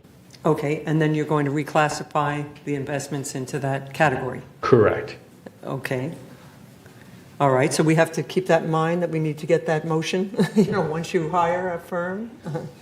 Okay. That'll be brought to the board when the ad hoc committee selects one of the proposed alternatives, one of the proposed advisors. And then at that time, the motion would be made to select that advisor and select that discretionary investments are to be handled or managed by that advisor. Okay. Two-part. How does that affect our audit? Our audit that's in process, our audited financials? It does not. So your finances are always accounted for correctly. Whether you choose an advisor or continue down the correct approach makes no difference with regards to the audit. How they classify it as discretionary or non-discretionary? Correct. So that's for your managerial financial statements. Within your audited financial statements, it's either restricted or unrestricted. Restricted or unrestricted, okay. Mhm. On page, thank you, President. On page 13C, you're talking about item C, only no more than 3% of the portfolio is to be invested in any one corporate bond. And then on page 12, you're talking about up to 30% of the portfolio may be invested in corporate bonds. So you could have as many as 10 different corporate bonds? This Why do is you want to- what you are referring is old one. Why do you want to dilute it so much? I'm responding. Quiet. What you are saying, you said page 12 and 13, correct? Yes. Am I understanding? Okay. This page 12 and 13 is old one. Right. You're talking about the old one. These are old. Right. This is what we wanted to replace that. That was one of the reasons. Right. Oh, I see, okay. President Ross, we do have a member comment when you're ready. John Beckett.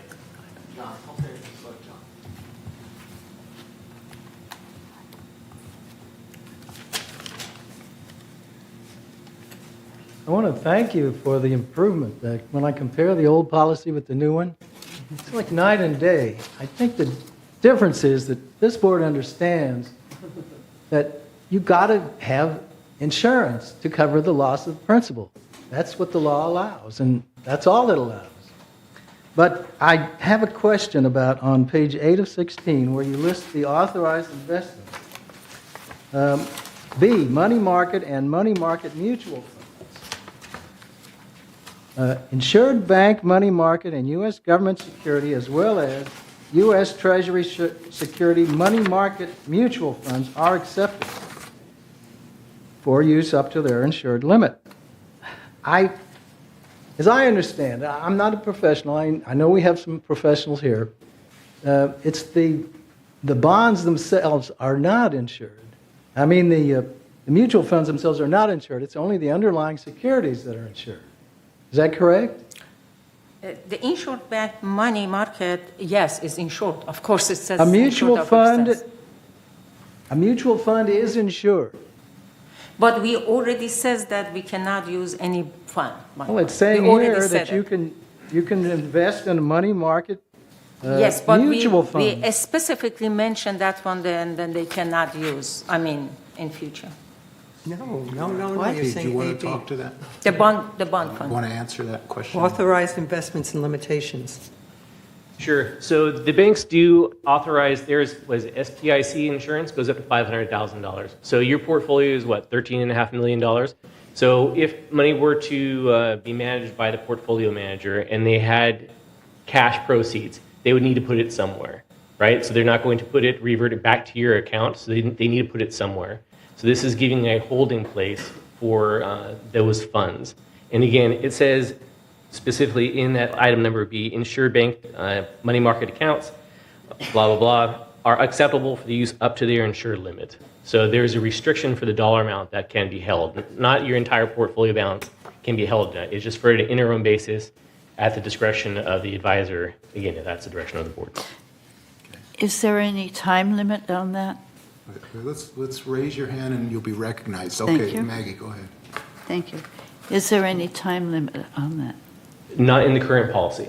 Okay. So, but it's not uncommon, if I can expand on that, to have money that's left over and they're trying to find, from an advisor perspective, they're trying to locate the best bang for your buck from an investment perspective. So the money will be sitting in an investment account and then they'll invest when they find something accordingly. Okay. So, but that would be up to the board and your finance team to look at it on a regular basis. And if you have cash sitting in this money market account for an extended period of time, you would ask your advisor, why isn't it invested?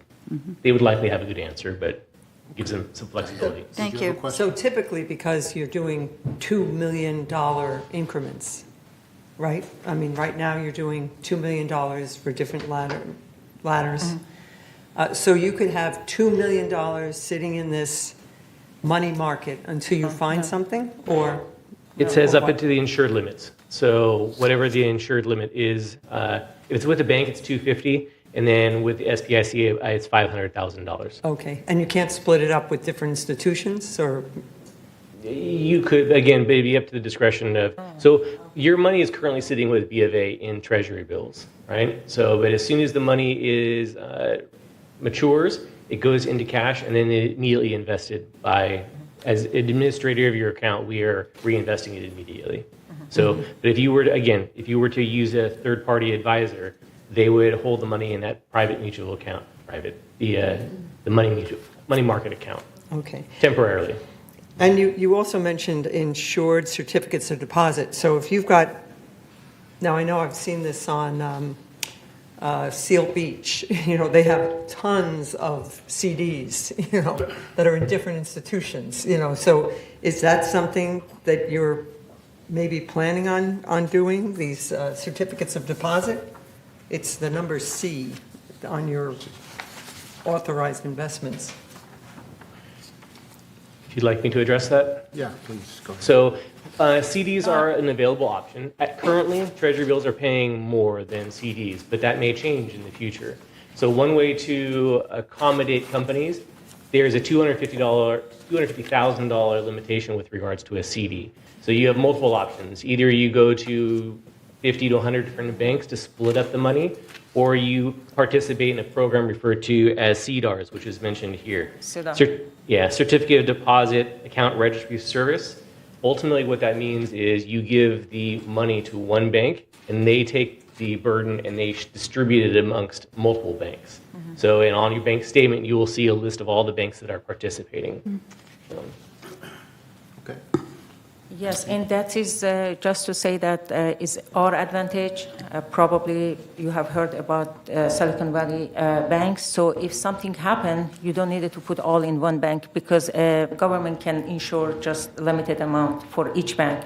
So it's really its advantage if we give it to them. And I mean, if we want to start, we are not right now in that direction, but is just goes to the different banks. So just in case something happened.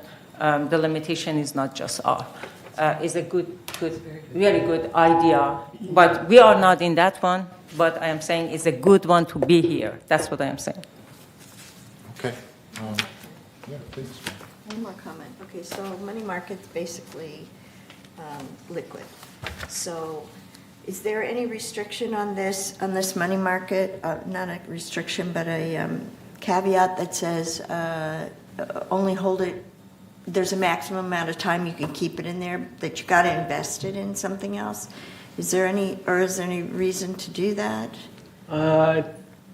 There's not currently restriction, and I would probably, if you're going to have a qualified financial advisor to be recommending what you want to do, you probably wouldn't want to tie their hands because they may end up being forced based upon the policy to purchase an investment because they can't hold out for another week when the new investment might be available. So again, the limitation is up to the insured limits. So you're talking about, again, $500,000 is a lot of money. But with regards to your policy, it's a smaller percentage. Yeah. Right? Okay, good, thanks. Okay. John, did you have some more Yeah, I comments? just wanted to suggest that maybe you should change the phrase money market mutual fund to money market account. That's what it is. Because then it's obvious to anybody who reads this that you're not giving them authority to go out and buy mutual funds. Thank you. Well, they're talking about page 6, 8 out of 16. I think it is the best to stay in that way because when we get the advisor, if they want it, but this is we are doing just for this temporary part that Steve is here, and pretty soon we are in the process. We find that all goes in the hand of the advisor. However, the good things here, again, we mentioned advisors should come to the board. We are not going to be here forever, so they should come to the board and get permission, explain to the board and give permission what they have to do. Of course, they suggested, like staff suggested, but you make decision. They are suggesting, and we put this one that should be approved by the board. Okay, let's go to the vote. All those in favor of item 13C, motion to adopt the United Investment Policy 2023, please raise your hand. Okay. All those opposed? Okay. So one opposed, one abstain. Okay. The motion is approved. Mr. President, because some residents I know is watching and is passed, I want one more time thank the committees that spend amazingly time. Mr. Ken Benson, Mr. Mike Dialogue, and Robert Cunningham, and Ms. Alison Bach. I really deeply appreciate all of the hard works that they put behind this. Thank you. Thank you. This puts it over for 28 days, Yes. correct? Thank you. No, I We think definitely, that President Ross mentioned, yes, it Oh, goes to that's right, 28. 28 days. It goes Yes. through the Right. our attorney, and then the response backs, actually, he mentioned one word, well done.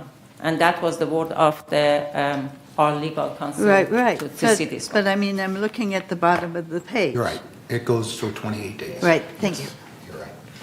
Okay, next item is 13D, entertain a motion to approve treasury bill investments. So it's again is our 13D. That's not a motion, is it?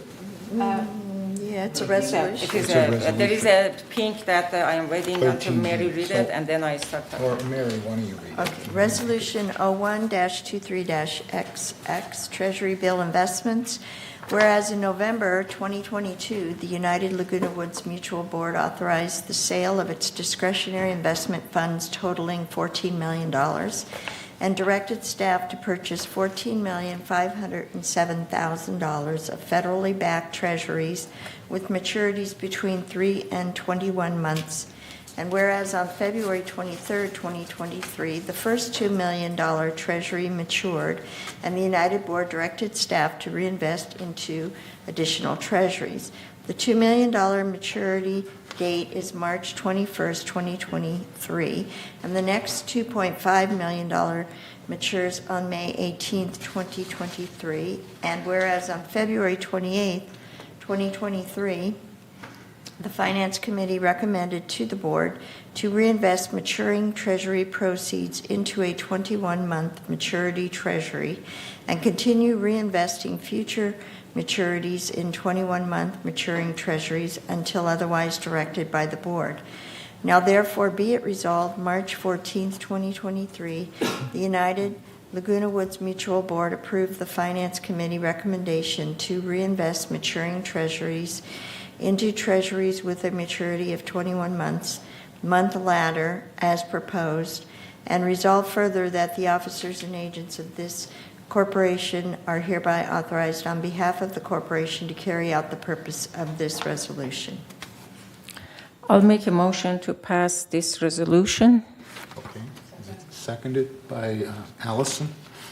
Okay, any discussion? Can I a little bit explain what is this? Yeah, And do you then wanna you say- explain Let the me background explain. first? As you know that, all of you know that is after we sold, $14 million goes $2 million every 3 months for 21, for 7.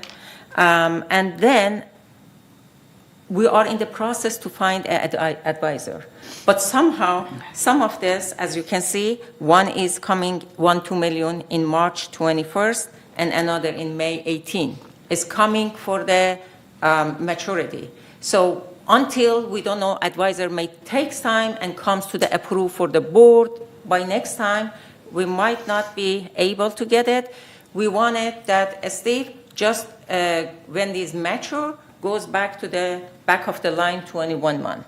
So if it's mature in March 21, it goes back to maturity of 21 months at the end of the line. This is what's happened that we want to give, and it is not something that he is buying from a place. It's going to Bank of America. What is the discounted, and then it's not from small places to buy. Of course, another thing that I want to mention is Steve handling this one, 19 million, exactly the same for the third. So it's not something that is, he's very amateur and doesn't know how to do it. He's doing very well for buying this treasury bill for us from Bank of America. Thank you. Anthony, you were next. Thank you, Mr. President. I'd like somebody that knows, explain to me what's going to happen if Congress goes through and lets us default. And the largest holder of American treasuries is Xi Jinping from China. And until I get an acceptable answer, because if Xi Jinping or anybody else goes to the government and says, I want my money back, how safe are our securities going to be? There's nobody to insure the United States. We're living on credit. So until I get an explanation, and these people in Congress seem like they're determined to do this. Thank you. Okay, Steve, do you want to address that? It's Right. a big issue. Sure. So we asked a very similar question to B of A when they were attending one of your previous meetings in terms of the safety of your assets. So, and their recommendation was federally insured treasuries is by far the safest investment. Even above sitting in a bank with CDs. So we asked a specific question. If you were to take a CD and split it up into various banks and have it FDIC insured, which is safer, FDIC insured or treasury? And the response from B of A was, albeit a small difference, the federally insured treasuries were more secure. Their further response was, no matter where you put the money, if the U.S. defaulted on their investments or defaulted on the bonds, the whole country, the entire world would be in a world of hurt. So, Yes, no worries, safe. and this is the safest place to have the money. Thank you. That's what I'm afraid of. That's right, exactly. The other day. Okay, so my question is, We could lose. what interest are we getting? Why 21 months? You're going from the 3 months all the way to all of a sudden 21 months. What's the interest? Interest keeps going up. Are we losing money by going that far out and not keeping it shorter, like just keep going into 3 months because the interest rate is going up? The second part of that is we're looking at a manager, and now we're going to lock it all up in 21-month T-bills. What's the manager going to do? Okay. Do you want to address that, Sure. or Czar, or either one?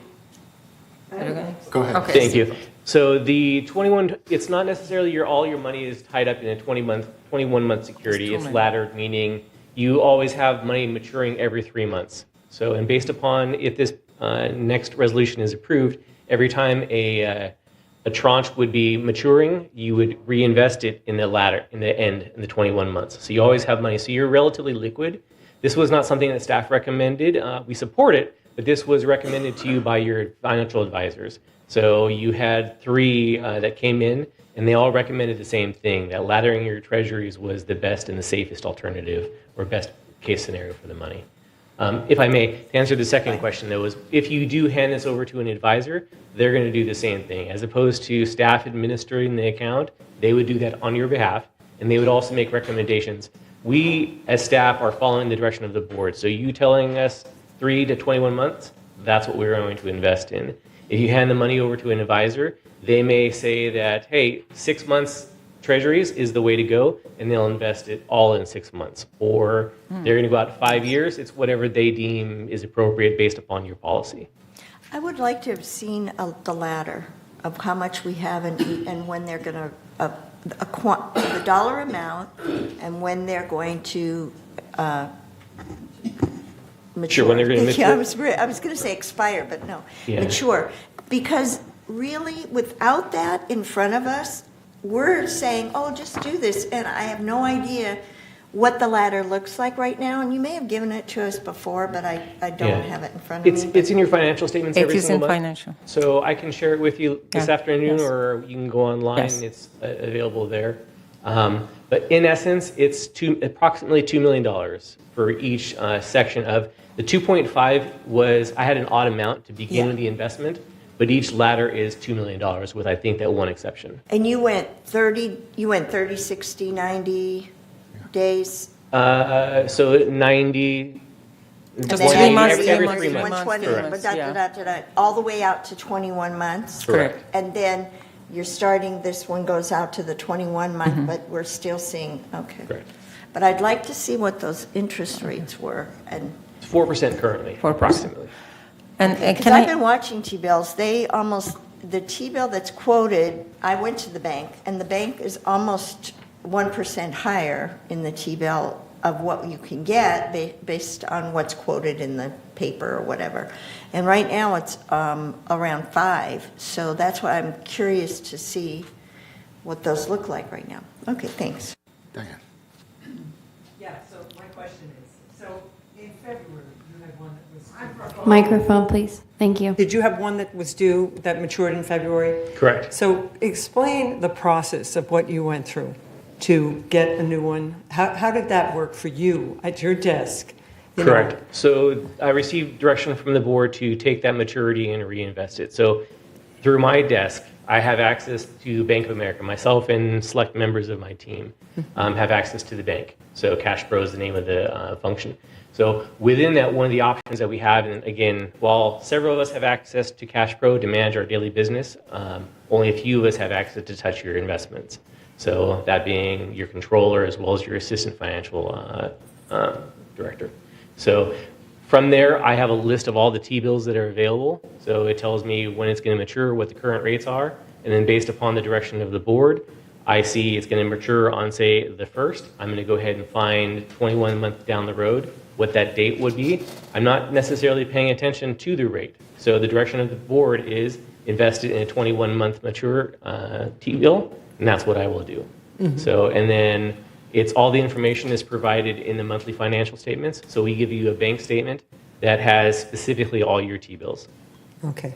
Well, let's go back to that program you have, because I know when I was approving checks and approving transfers, it was a very strange screen that Pam showed me.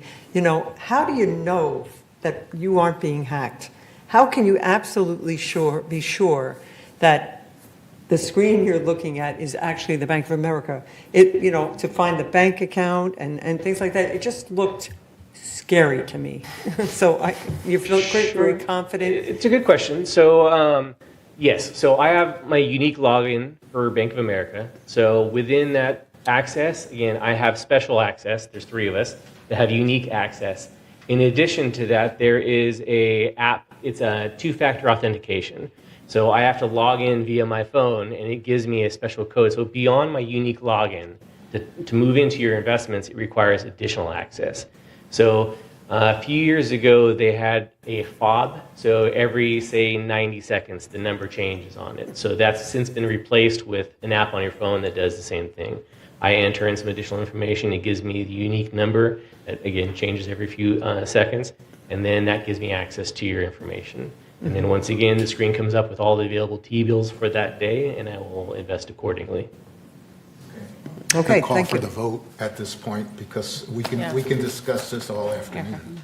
So item 13D, Entertain a motion to approve Treasury bill investments. All those in favor of that resolution, please raise your hand.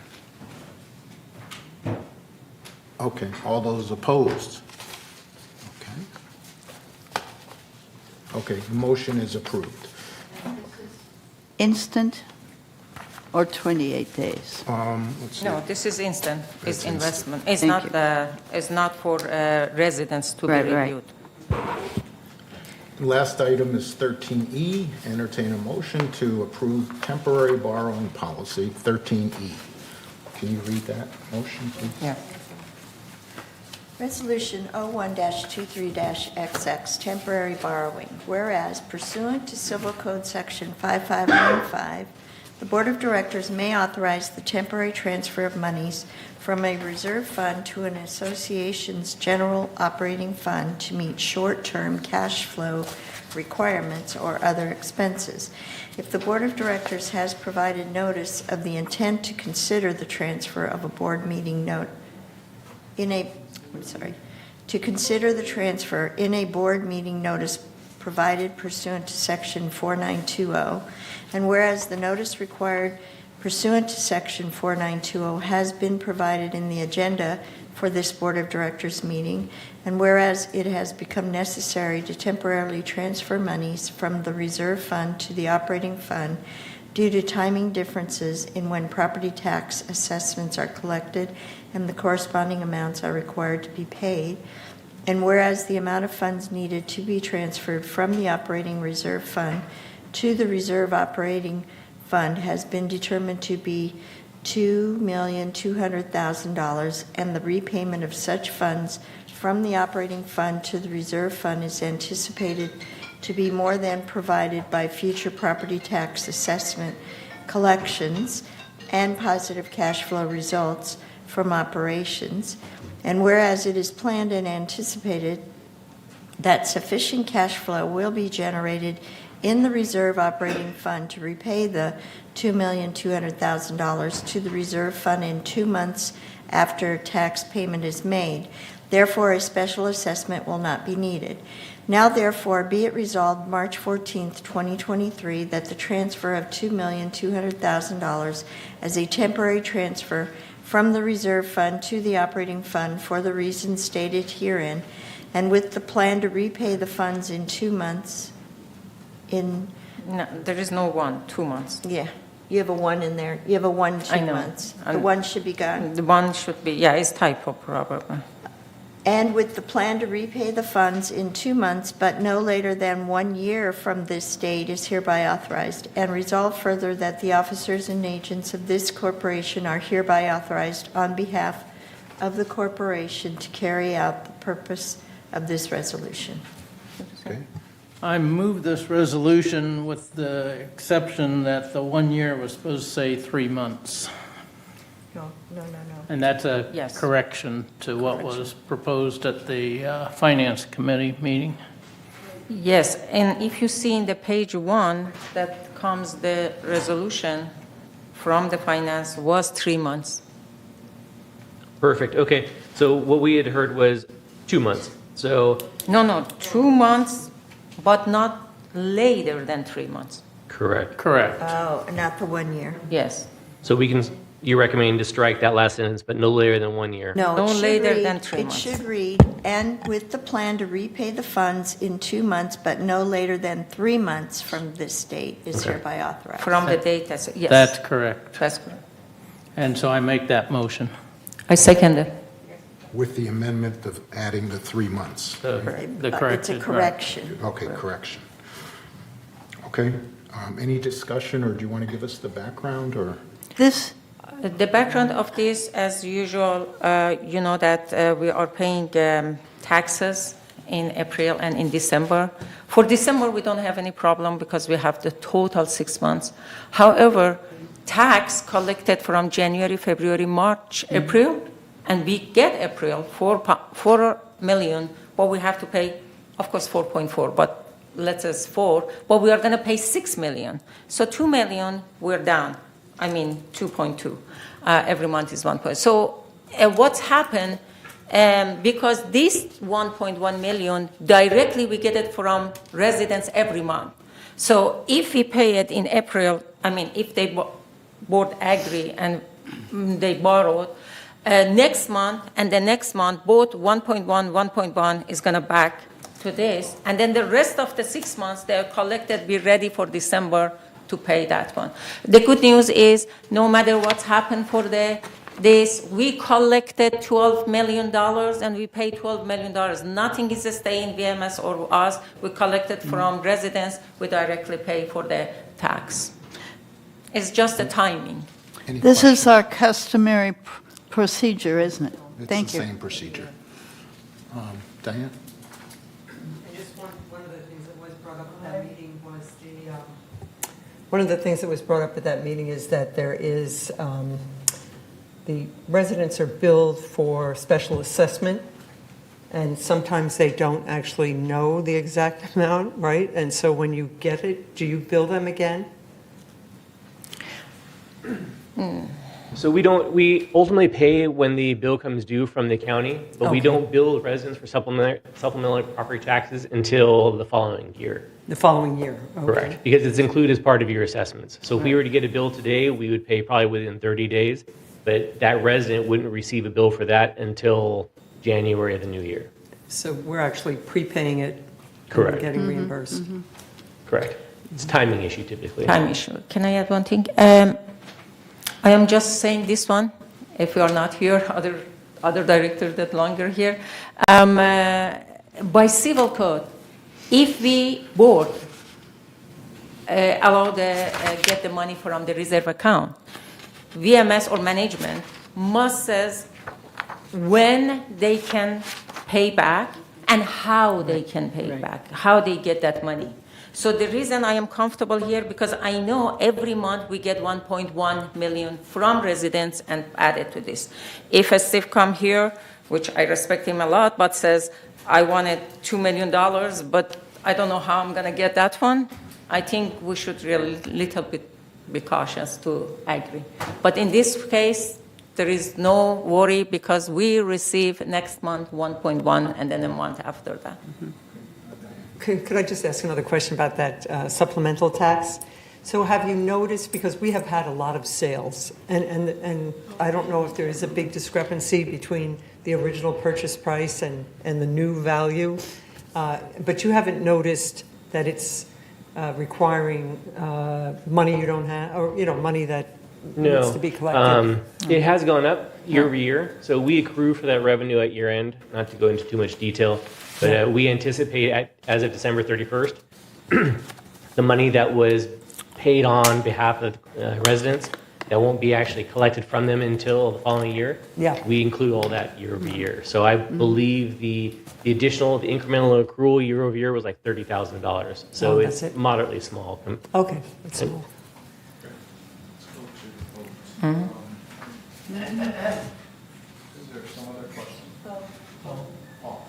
Mr. Beckett does have a comment.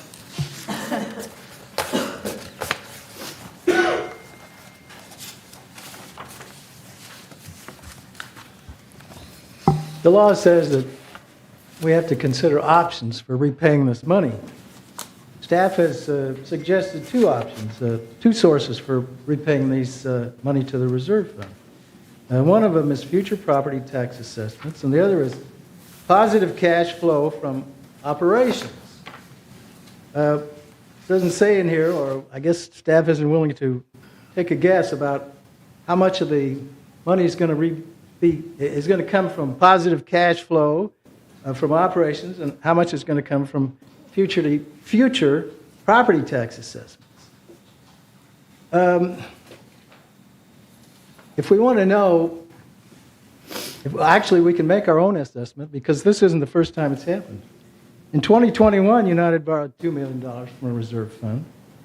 100% of the money that was used to repay the reserve fund was taken from property tax collection. In 2022, United borrowed another $2 million from a reserve fund.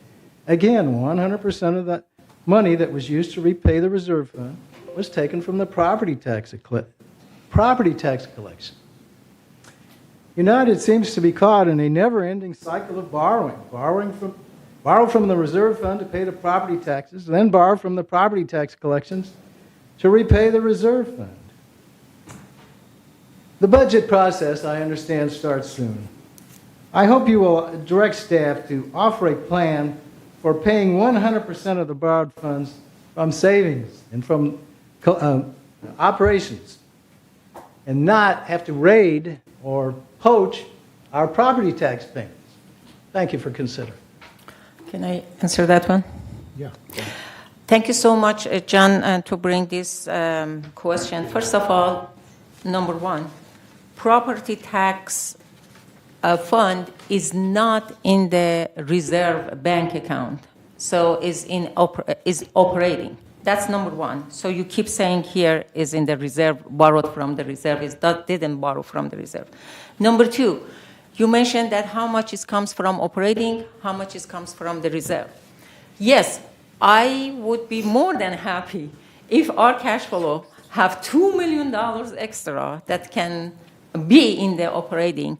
But can you go and talk to all residents and paying for contingency that we, this year, 2024, we can have $2 million in contingency? So Steve, I promise, next year, Steve is not going to come stand here if we have $3 million sitting in our contingency account. Can you do that? Make a petition and then get the money for us? So in that case, contingency have? We are really, really happy if we can do that. The reason is we're trying to make HOA not raise a lot, so we're not putting a lots of money in the contingency. If we have $3 million, he's not going to come here and ask. The reason is there is no much cash flow in the operating to pay that $2 million. Thank you. Okay. All right, let's make a motion to, or, no, we already made a motion. Okay, we're going to be voting on the approval for the temporary borrowing policy, item 13E. All those in favor? raise As your hand. amended. As amended. As amended. Say as amended. As amended. All those in favor, raise your hand. Okay, all those opposed? Okay, it's unanimous. Very good. Okay, any director comments at this point before we go to committee meetings? Committee reports. Pearl? I have a short comments for our future town halls. It seems like our town hall made a good reputation to the residents, and it was raining last Friday, but we had a very good turnout. And I think every month we will have a lot of people attending, and I've already recognized some of the regular faces. My personal impression of the town halls that I have attended are excellent. We cover appropriate topics and stuff. However, one thing, if we could be a little bit more careful, is that the monitor, the moderator, speak less and allow more time to the residents, because we cannot give instant answers and try to solve the problem right on the spot. But basically just open it up instead of explaining things. And I know that sometimes we have a passion for certain topics that we really want to get into, and we all have our personal feelings. But that town hall, we need to put all of our personal feelings aside and just be very professional, and also be very careful, because if we make comments that are confusing, it will be very difficult to solve it. That's why some of the topics, although it would be very interesting about what the United would fix, what we are responsible, and stuff like that, I think we need to be extremely careful, and we all need to be on the same page. We speak briefly and accurately, and let the residents speak more, and we just bring their opinions back to our board, and we can jointly solve, come up with the solutions instead of trying to do it right there. And I think that I'm very proud of our town hall meetings, and I think we're getting very good credit from the residents here. Thank you. They do appreciate our town halls, and as often as we have town halls, we give them plenty of good information. Cash. This might be dumb on my part, but if I look at page 15, item 15, page 3, and page 4, the assessment revenue figures from 4.111. Item 15, which? Oh, What you're are in you the, talking? 15 what? you're in the treasurer's report, are you? We are in the comment. We're not there yet. Member comment. We're Yeah. not there yet. Director comments. Member comments about anything. We're making comments first. Director's comments at this point. Okay. Maggie, do you have a Oh, comment? yeah, I think we need to clarify the insurance issue for our residents somehow. Okay. Okay? Good point. And can I say something? Zara, go ahead. I received this email that I promised to read it here. Hopefully he's hearing and maybe get some advice what we can do. Can anyone give me a good, this is, I'm saying, reading the email of him. Can anyone give me a good reason why pedestrian warning devices like horns, bells are not required of village golf carts that share sidewalks space with pedestrians? Most golf carts are electric and many village residents wear hearing aids and are unable to hear a golf cart coming up behind them. It would seem to be given that vehicles should be required to have such a warning device, and cart drives should be required to sound a warning when they approach pedestrian from the behind. That's why I said I am giving this one, and I'm asking, thank you so much. I already got the to advertise and do something that people doing. Yeah. We'll look into it. Yes, thank you. Right. I didn't think golf carts are supposed to be on the sidewalk. Yes, they are. They are? In Santa Margarita, they have to come down the sidewalk. And that's where this happens. We have people with their Yes. earphones on, listening and talking on the phone and all this stuff. And the golf carts can line up behind them forever and ever. And they never look back, and they never split their force. And so it's like everybody is slowed down. Golf carts, half of them have horns. And then they give them the horn. Then the people get offended, but they do step aside.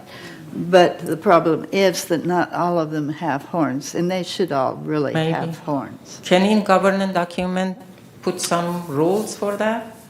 We could discuss it at the golf course, but I think Siobhan look into it, and we can Okay, thank certainly you. have it. Yeah, I think it's a good Thank you, idea. Mr. President. I run a golf cart, and there's always a problem when you're coming up on pedestrian. If you toot your horn, some of them, you scare them half to death. Right. And the other half, you know, they're already on the side. So I don't know what the correct thing to do is, because I'm telling you, there's some people, when I toot the horn, I think they're going to have a heart attack.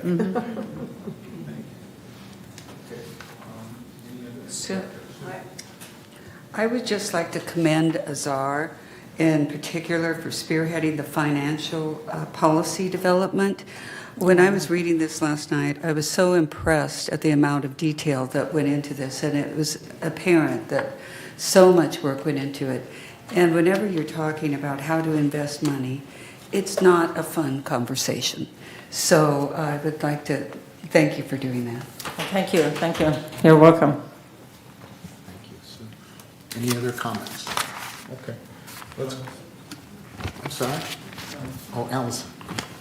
I'm not sure where this quite belongs in our day-long agenda, but just based on context that I have in the insurance industry, we ought to really brace ourselves for very significant increases in the premiums we're going to have to pay on our property casualty insurance here in the village. The astounding change in the insurance market really is going to be affecting us all, and I think we need to think about how we develop a unified educational process for our members and our approach toward explaining explaining the financing of how we're going to go about paying for it, because it's probably going to be ugly and hard to swallow. So just a word of warning. Yeah, and I wanted to add to that recently, in the last month or so, Azar represented, or actually went to a meeting at CAI, and at CAI, there was another insurance representative that came and did a presentation for many of the people on our boards.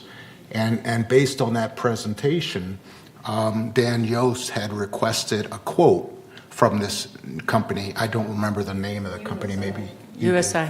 USI. And they're going to come back with a quote, and they think they can be aggressive in their pricing. So we'll see what they come back to us with. So we are looking at ways to minimize the increase to insurance, but it is a continuing problem. Yes, there is possibility. We're not saying right now, but yes. So let's go to committees and see if we can do this as briefly as possible. Yeah, can you? Paul.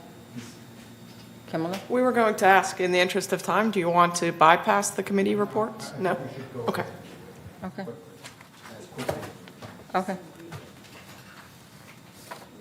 First one is finance. Mm-hmm.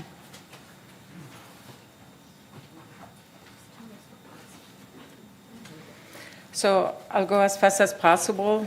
So in slide 1, you can see through the, Give me one second. Okay, sure.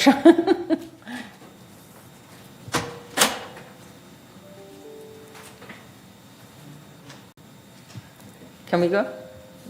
Okay. Through the reporting period of January 31st, 2023, total revenue for United was 4.3 million compared to expenses of 3.5 million, resulting in net expenses of 925,000. Can we go to slide 2, please? In finance, we keep a close eyes on the operating portion of our finance result. The operating fund without depreciation shows an operating surplus of 314,000 through the operating period. This chart shows how much of our revenue went into operation, with 1.9 million coming in from assessment and 210,000 coming from non-assessment revenue. This is compared to operating expenditures of 1.8 million you can see on the page. Can we go on the slide 3, please? Yeah, this is much better because you are seeing with the next one. The next chart takes the full income statement and compares those results to budget. We can see the United ended the period better than budget by 814,000 when combining both operating and reserve saving. Slide 4, please. The most significant variance from the budget is here. You can see number 1 is outside service is 294,000 favorable, and this is only for the timing of expenditures. It's not at this point I can say we are not using. You can see month after month this is going away this. And then the next one is 172,000 for employee compensation, and again it's favorable. And primarily the result of M&C and landscape service due to open position that we have. And as you can see in this page, the next one is 141 unrealized gain that you can see is favorable. And I promise you from now on, this line is always going to be green and nice for the rest of the year. You will not see red anymore, I promise you, from January is coming. And you can see at the investment income, again, 40,000, which is favorable variance result from higher rates from the return than expected through the investment. So both of them is very good, and these two last line green will stay green for the rest of the year. Let's go to slide 5, please. On this pie chart, we show non-assessment revenue earned to date of 263,000, excluding the unrealized gain or investment. If you include the gain in investment, it's going to be 404,000. So let's go to the page 6. This is a little bit better because we're not including this pie chart. We see the expenses to date, 3.5 million, showing that our largest category of expenses is for employee compensation. And of course, the next one is property tax, followed by insurance, utility, and so on. On the top right, you can see, oops, it's gone. On the top side, you can see the water, sewer, and trash that you can see the expenses for that. And number 7, if you can see on this slide, we see those same expenses without property tax. As I said, property tax, we get it and we just give it to the city. So this is the real how much we spend our money. And number 8, please. Our fund balance are shown here. The contingency fund balance on January 31st, 2023 is 1.1 million. And the reserve fund balance on January 31st, 2023 was 17.3 million. Contribution and investment revenue collected total 1.1 million, while expenditures were 618,000. The property tax fund balance on January 31st was 626,000, and contribution and investment revenue collected total 1.1 million. On slide 9, we compare this to historical fund balance for the past 5 years on the chart, which have averaged 19 million.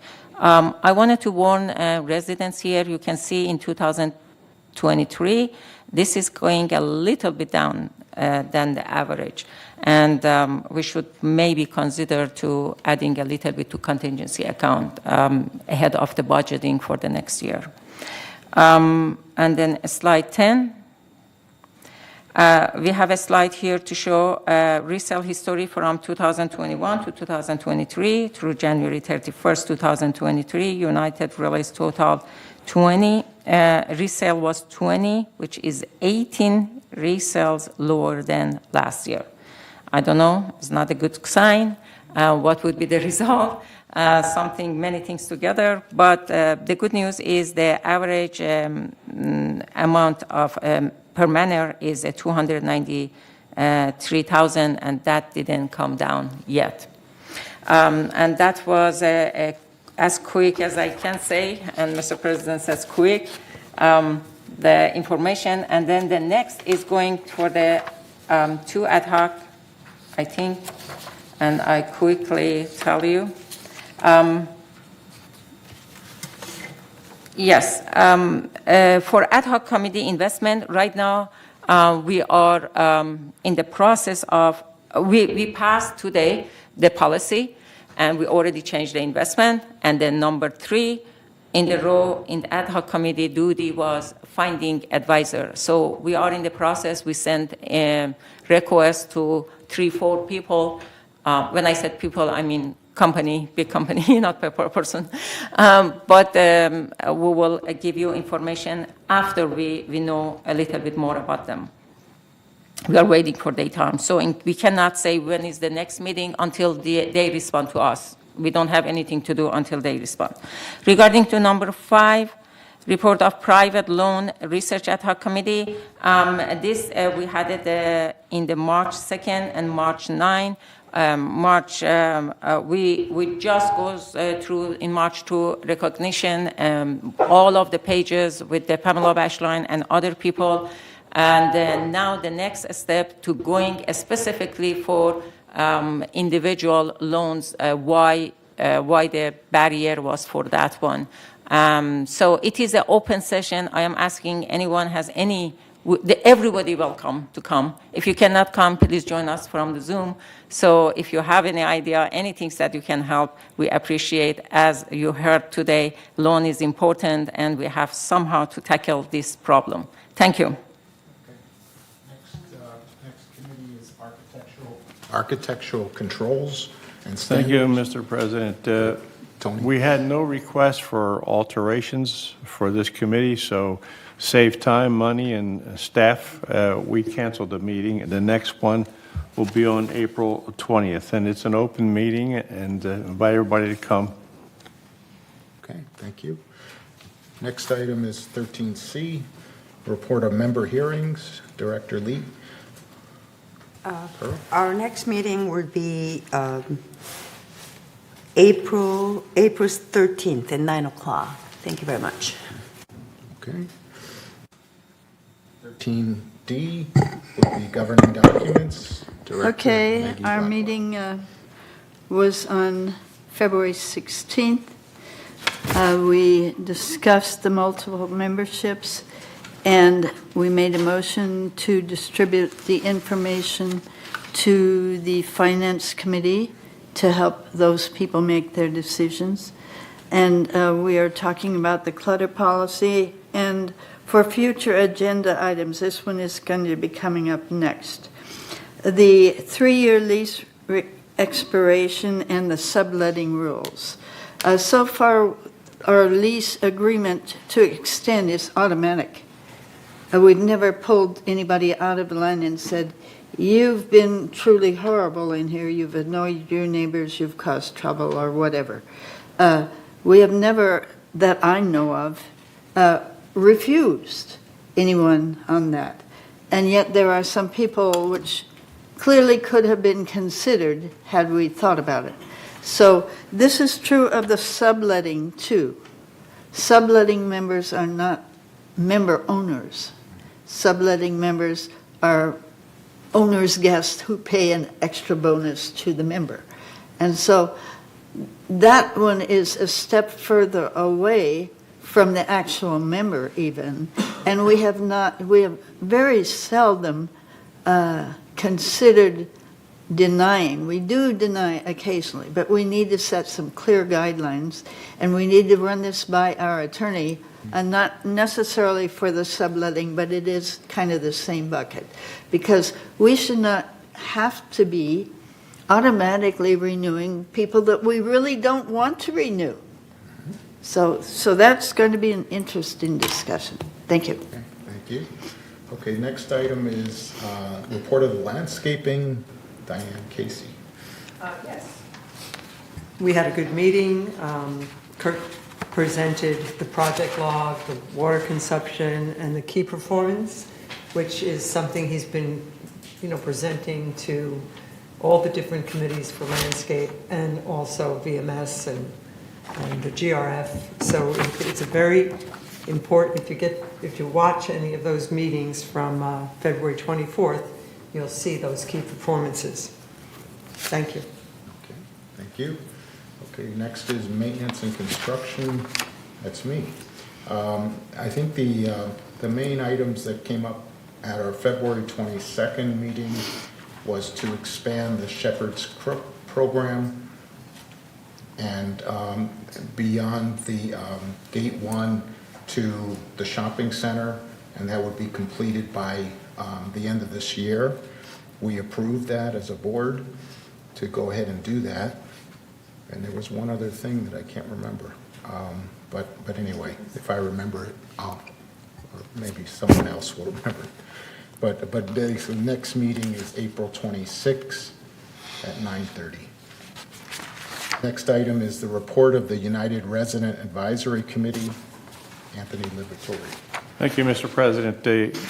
We meet the second Thursday of every month. We had one this past week on March 9th. We had 4 people come in, and it's a great opportunity for residents to not be overwhelmed by this kind of a structure, and they just vent and let us know what their issues are, what their concerns are, and then Director Lee and myself run with that, and we do get back to them. So it's becoming very, very popular. And our next meeting is April 13th, 4 p.m. And because of Director Lee's influence, we have it in the Elm Room, so they don't have all this fancy stuff looking at them, and they really open up to us. That's all I have.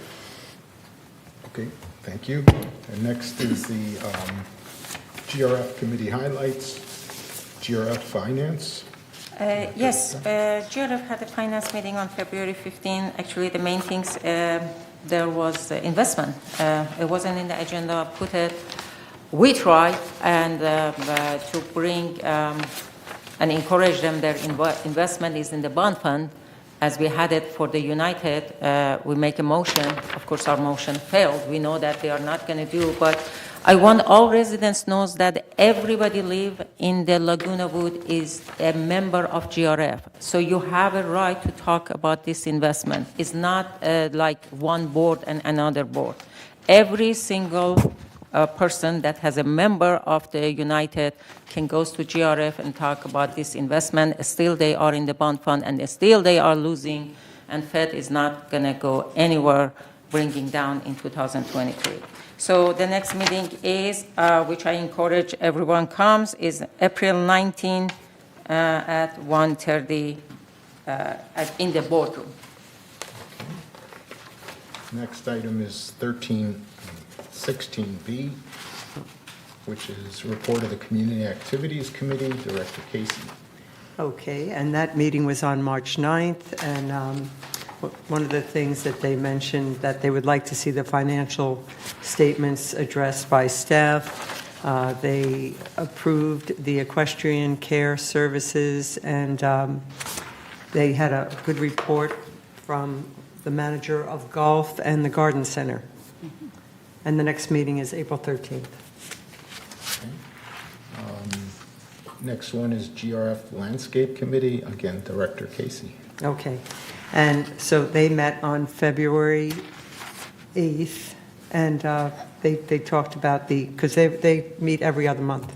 So they Kurt gave a great presentation on the key performances and storm damage and the Aliso Creek update. And they will meet again on May 10th. Okay, and next is D, GRF Maintenance and Construction Committee, Mary. Director Simon. So we met and discussed, we looked at the project log from perspective of what is on the projects and the 2023 capital projects, a presentation Mr. West gave us of what's coming up. And the next meeting for that is April 12th. And then the clubhouse facility meeting, renovation, we haven't done anything except a group of members went to the company providing the architectural to pick colors, but tomorrow we're having a meeting to discuss those colors. That's in the clubhouse. Which clubhouse is that? The boardroom. Oh, the boardroom. Okay. And everybody's recommended to go to that because it's the color palette and all the things that you've decided on, right? Right. Mm-hmm. Okay. We tried to make it, one of my comments was, we have to live with this for a very long time. We cannot do avocado green and that yellow. No. We have to do very generic, or not generic so much as just long life colors. Yeah. Great. Right. And then E is report of the Media and Communications Committee, Director Casey. Okay, so I was just stepping in for someone, so I will give that report. So we had presentations by Eileen Pollan, Lise Rothrock, and Paul Ortiz. And they were very, very good presentations. And I don't think it was a film, but that was on February 22nd, and the next meeting is March 20th. Okay. Report of the Mobility and Vehicle Committee, Director Ascari.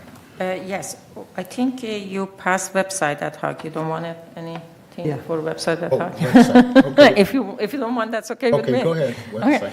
Okay. We met on February 8th, actually, from three possible people that they are going to make this design.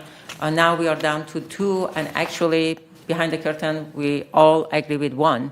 But because there must be a competition and bring a bidding, we send what is they can do or sharp their pencil as much as they can to bring the last price, and then we choose one.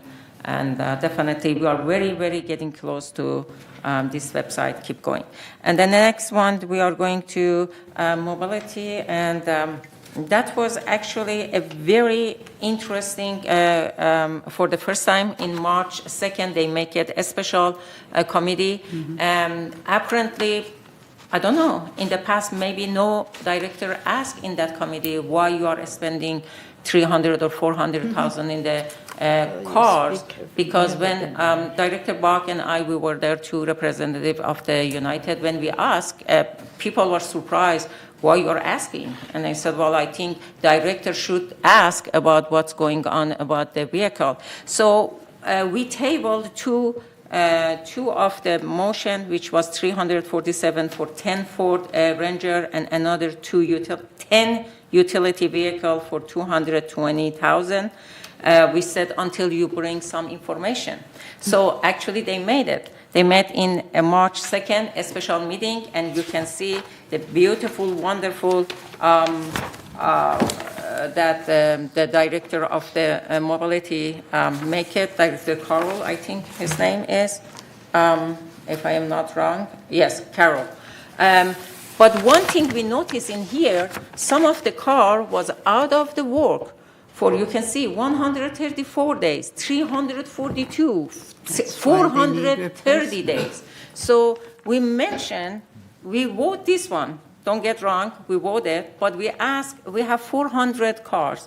Please go through all of these, and those are sitting for 300 days, 200 days. Bring it sooner so we can replace it rather than pay insurance on something and just sitting there and for nothing.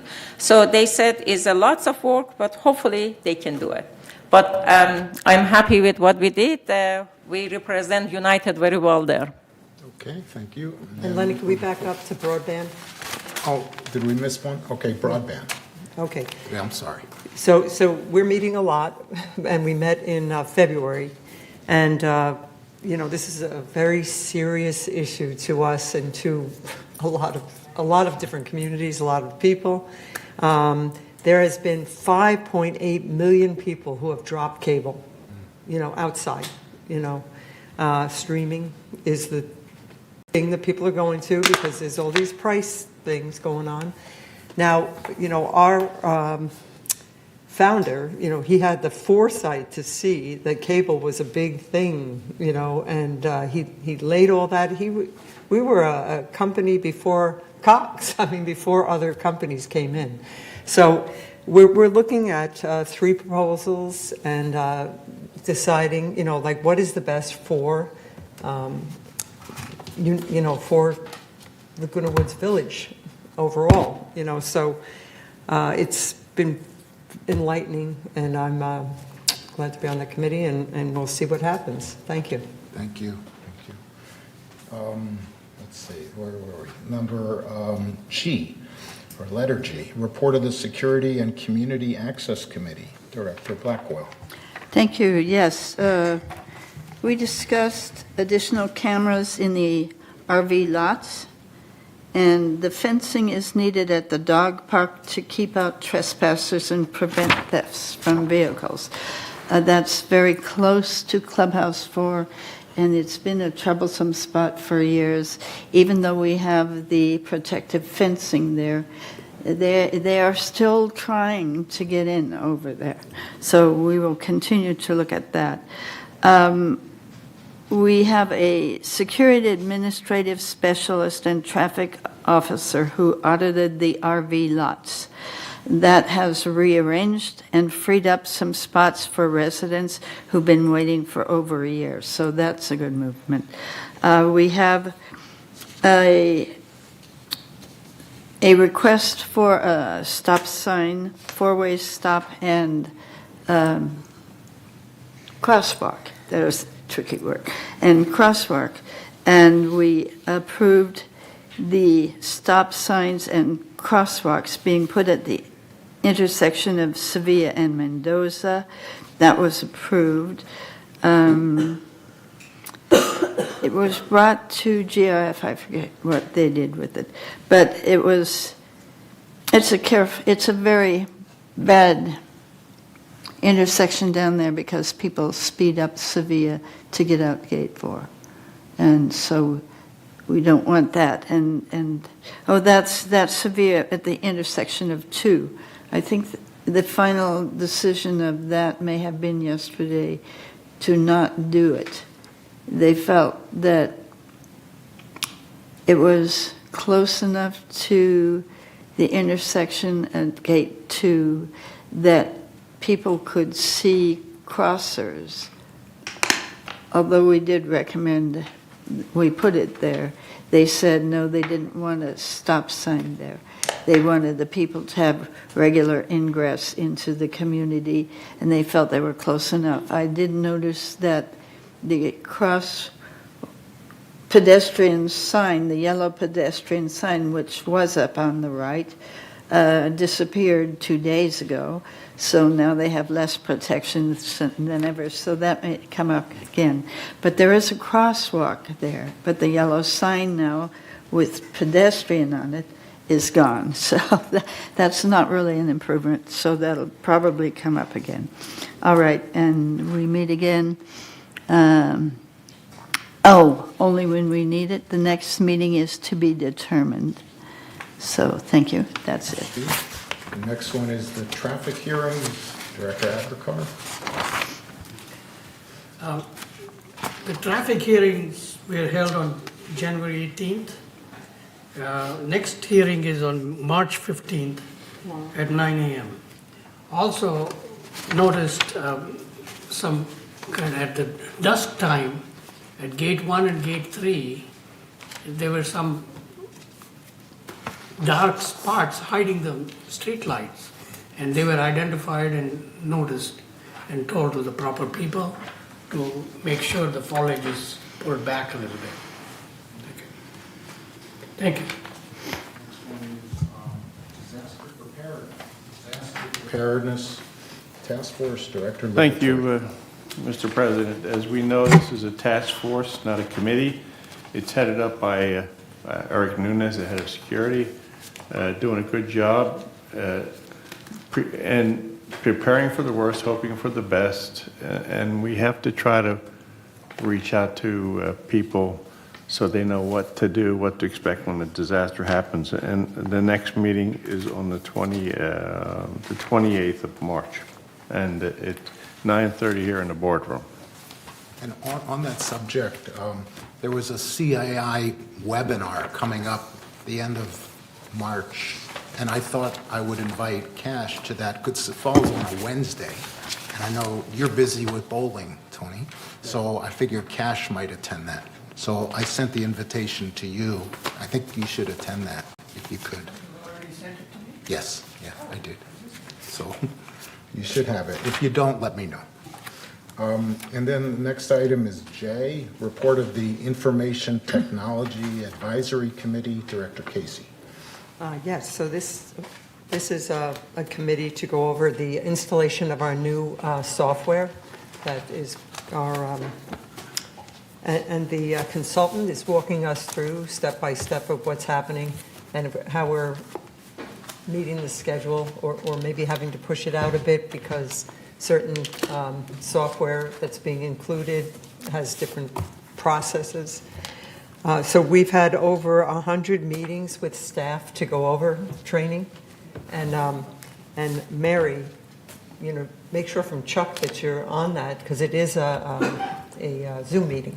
And I'm sure you've been on it before. But, I have experienced the DRP for like 10 years. So. Yeah, okay. So this Yeah. will be good. Yeah, it's great. All right. The next item is Compliance Ad Hoc Committee, Director Blackwell. Last item. Yes, thank you. I was on that committee. It's interesting. It's like a GRF. It is the GRF Compliance Committee, like United has a United Committee. And they reset their fines, and they discussed the nuisance policy, and they discussed harassment, of course, and improper use of GRF property. We also had some events where there were some people misbehaving at the tennis courts who were not following the tennis court rules, and that's been a continual distraction for the last couple of weeks. One group doesn't like what the other group is doing. They don't want to follow the rules, so they just appear and try and take the court. So there's a little difficulty there. But we will meet again March 8th, which is already passed, right? Or is it? What's today? 14? 14th, yes, March 8th. I don't believe we had a meeting at that time. Thank you. Okay, thank you. Future agenda items, there's nothing that I see. And so at this point, we're going to recess this meeting for our closed meeting, which we'll try to begin at around 2:15, 2:20. This meeting is in recess. Thank you. Thank you. Wow.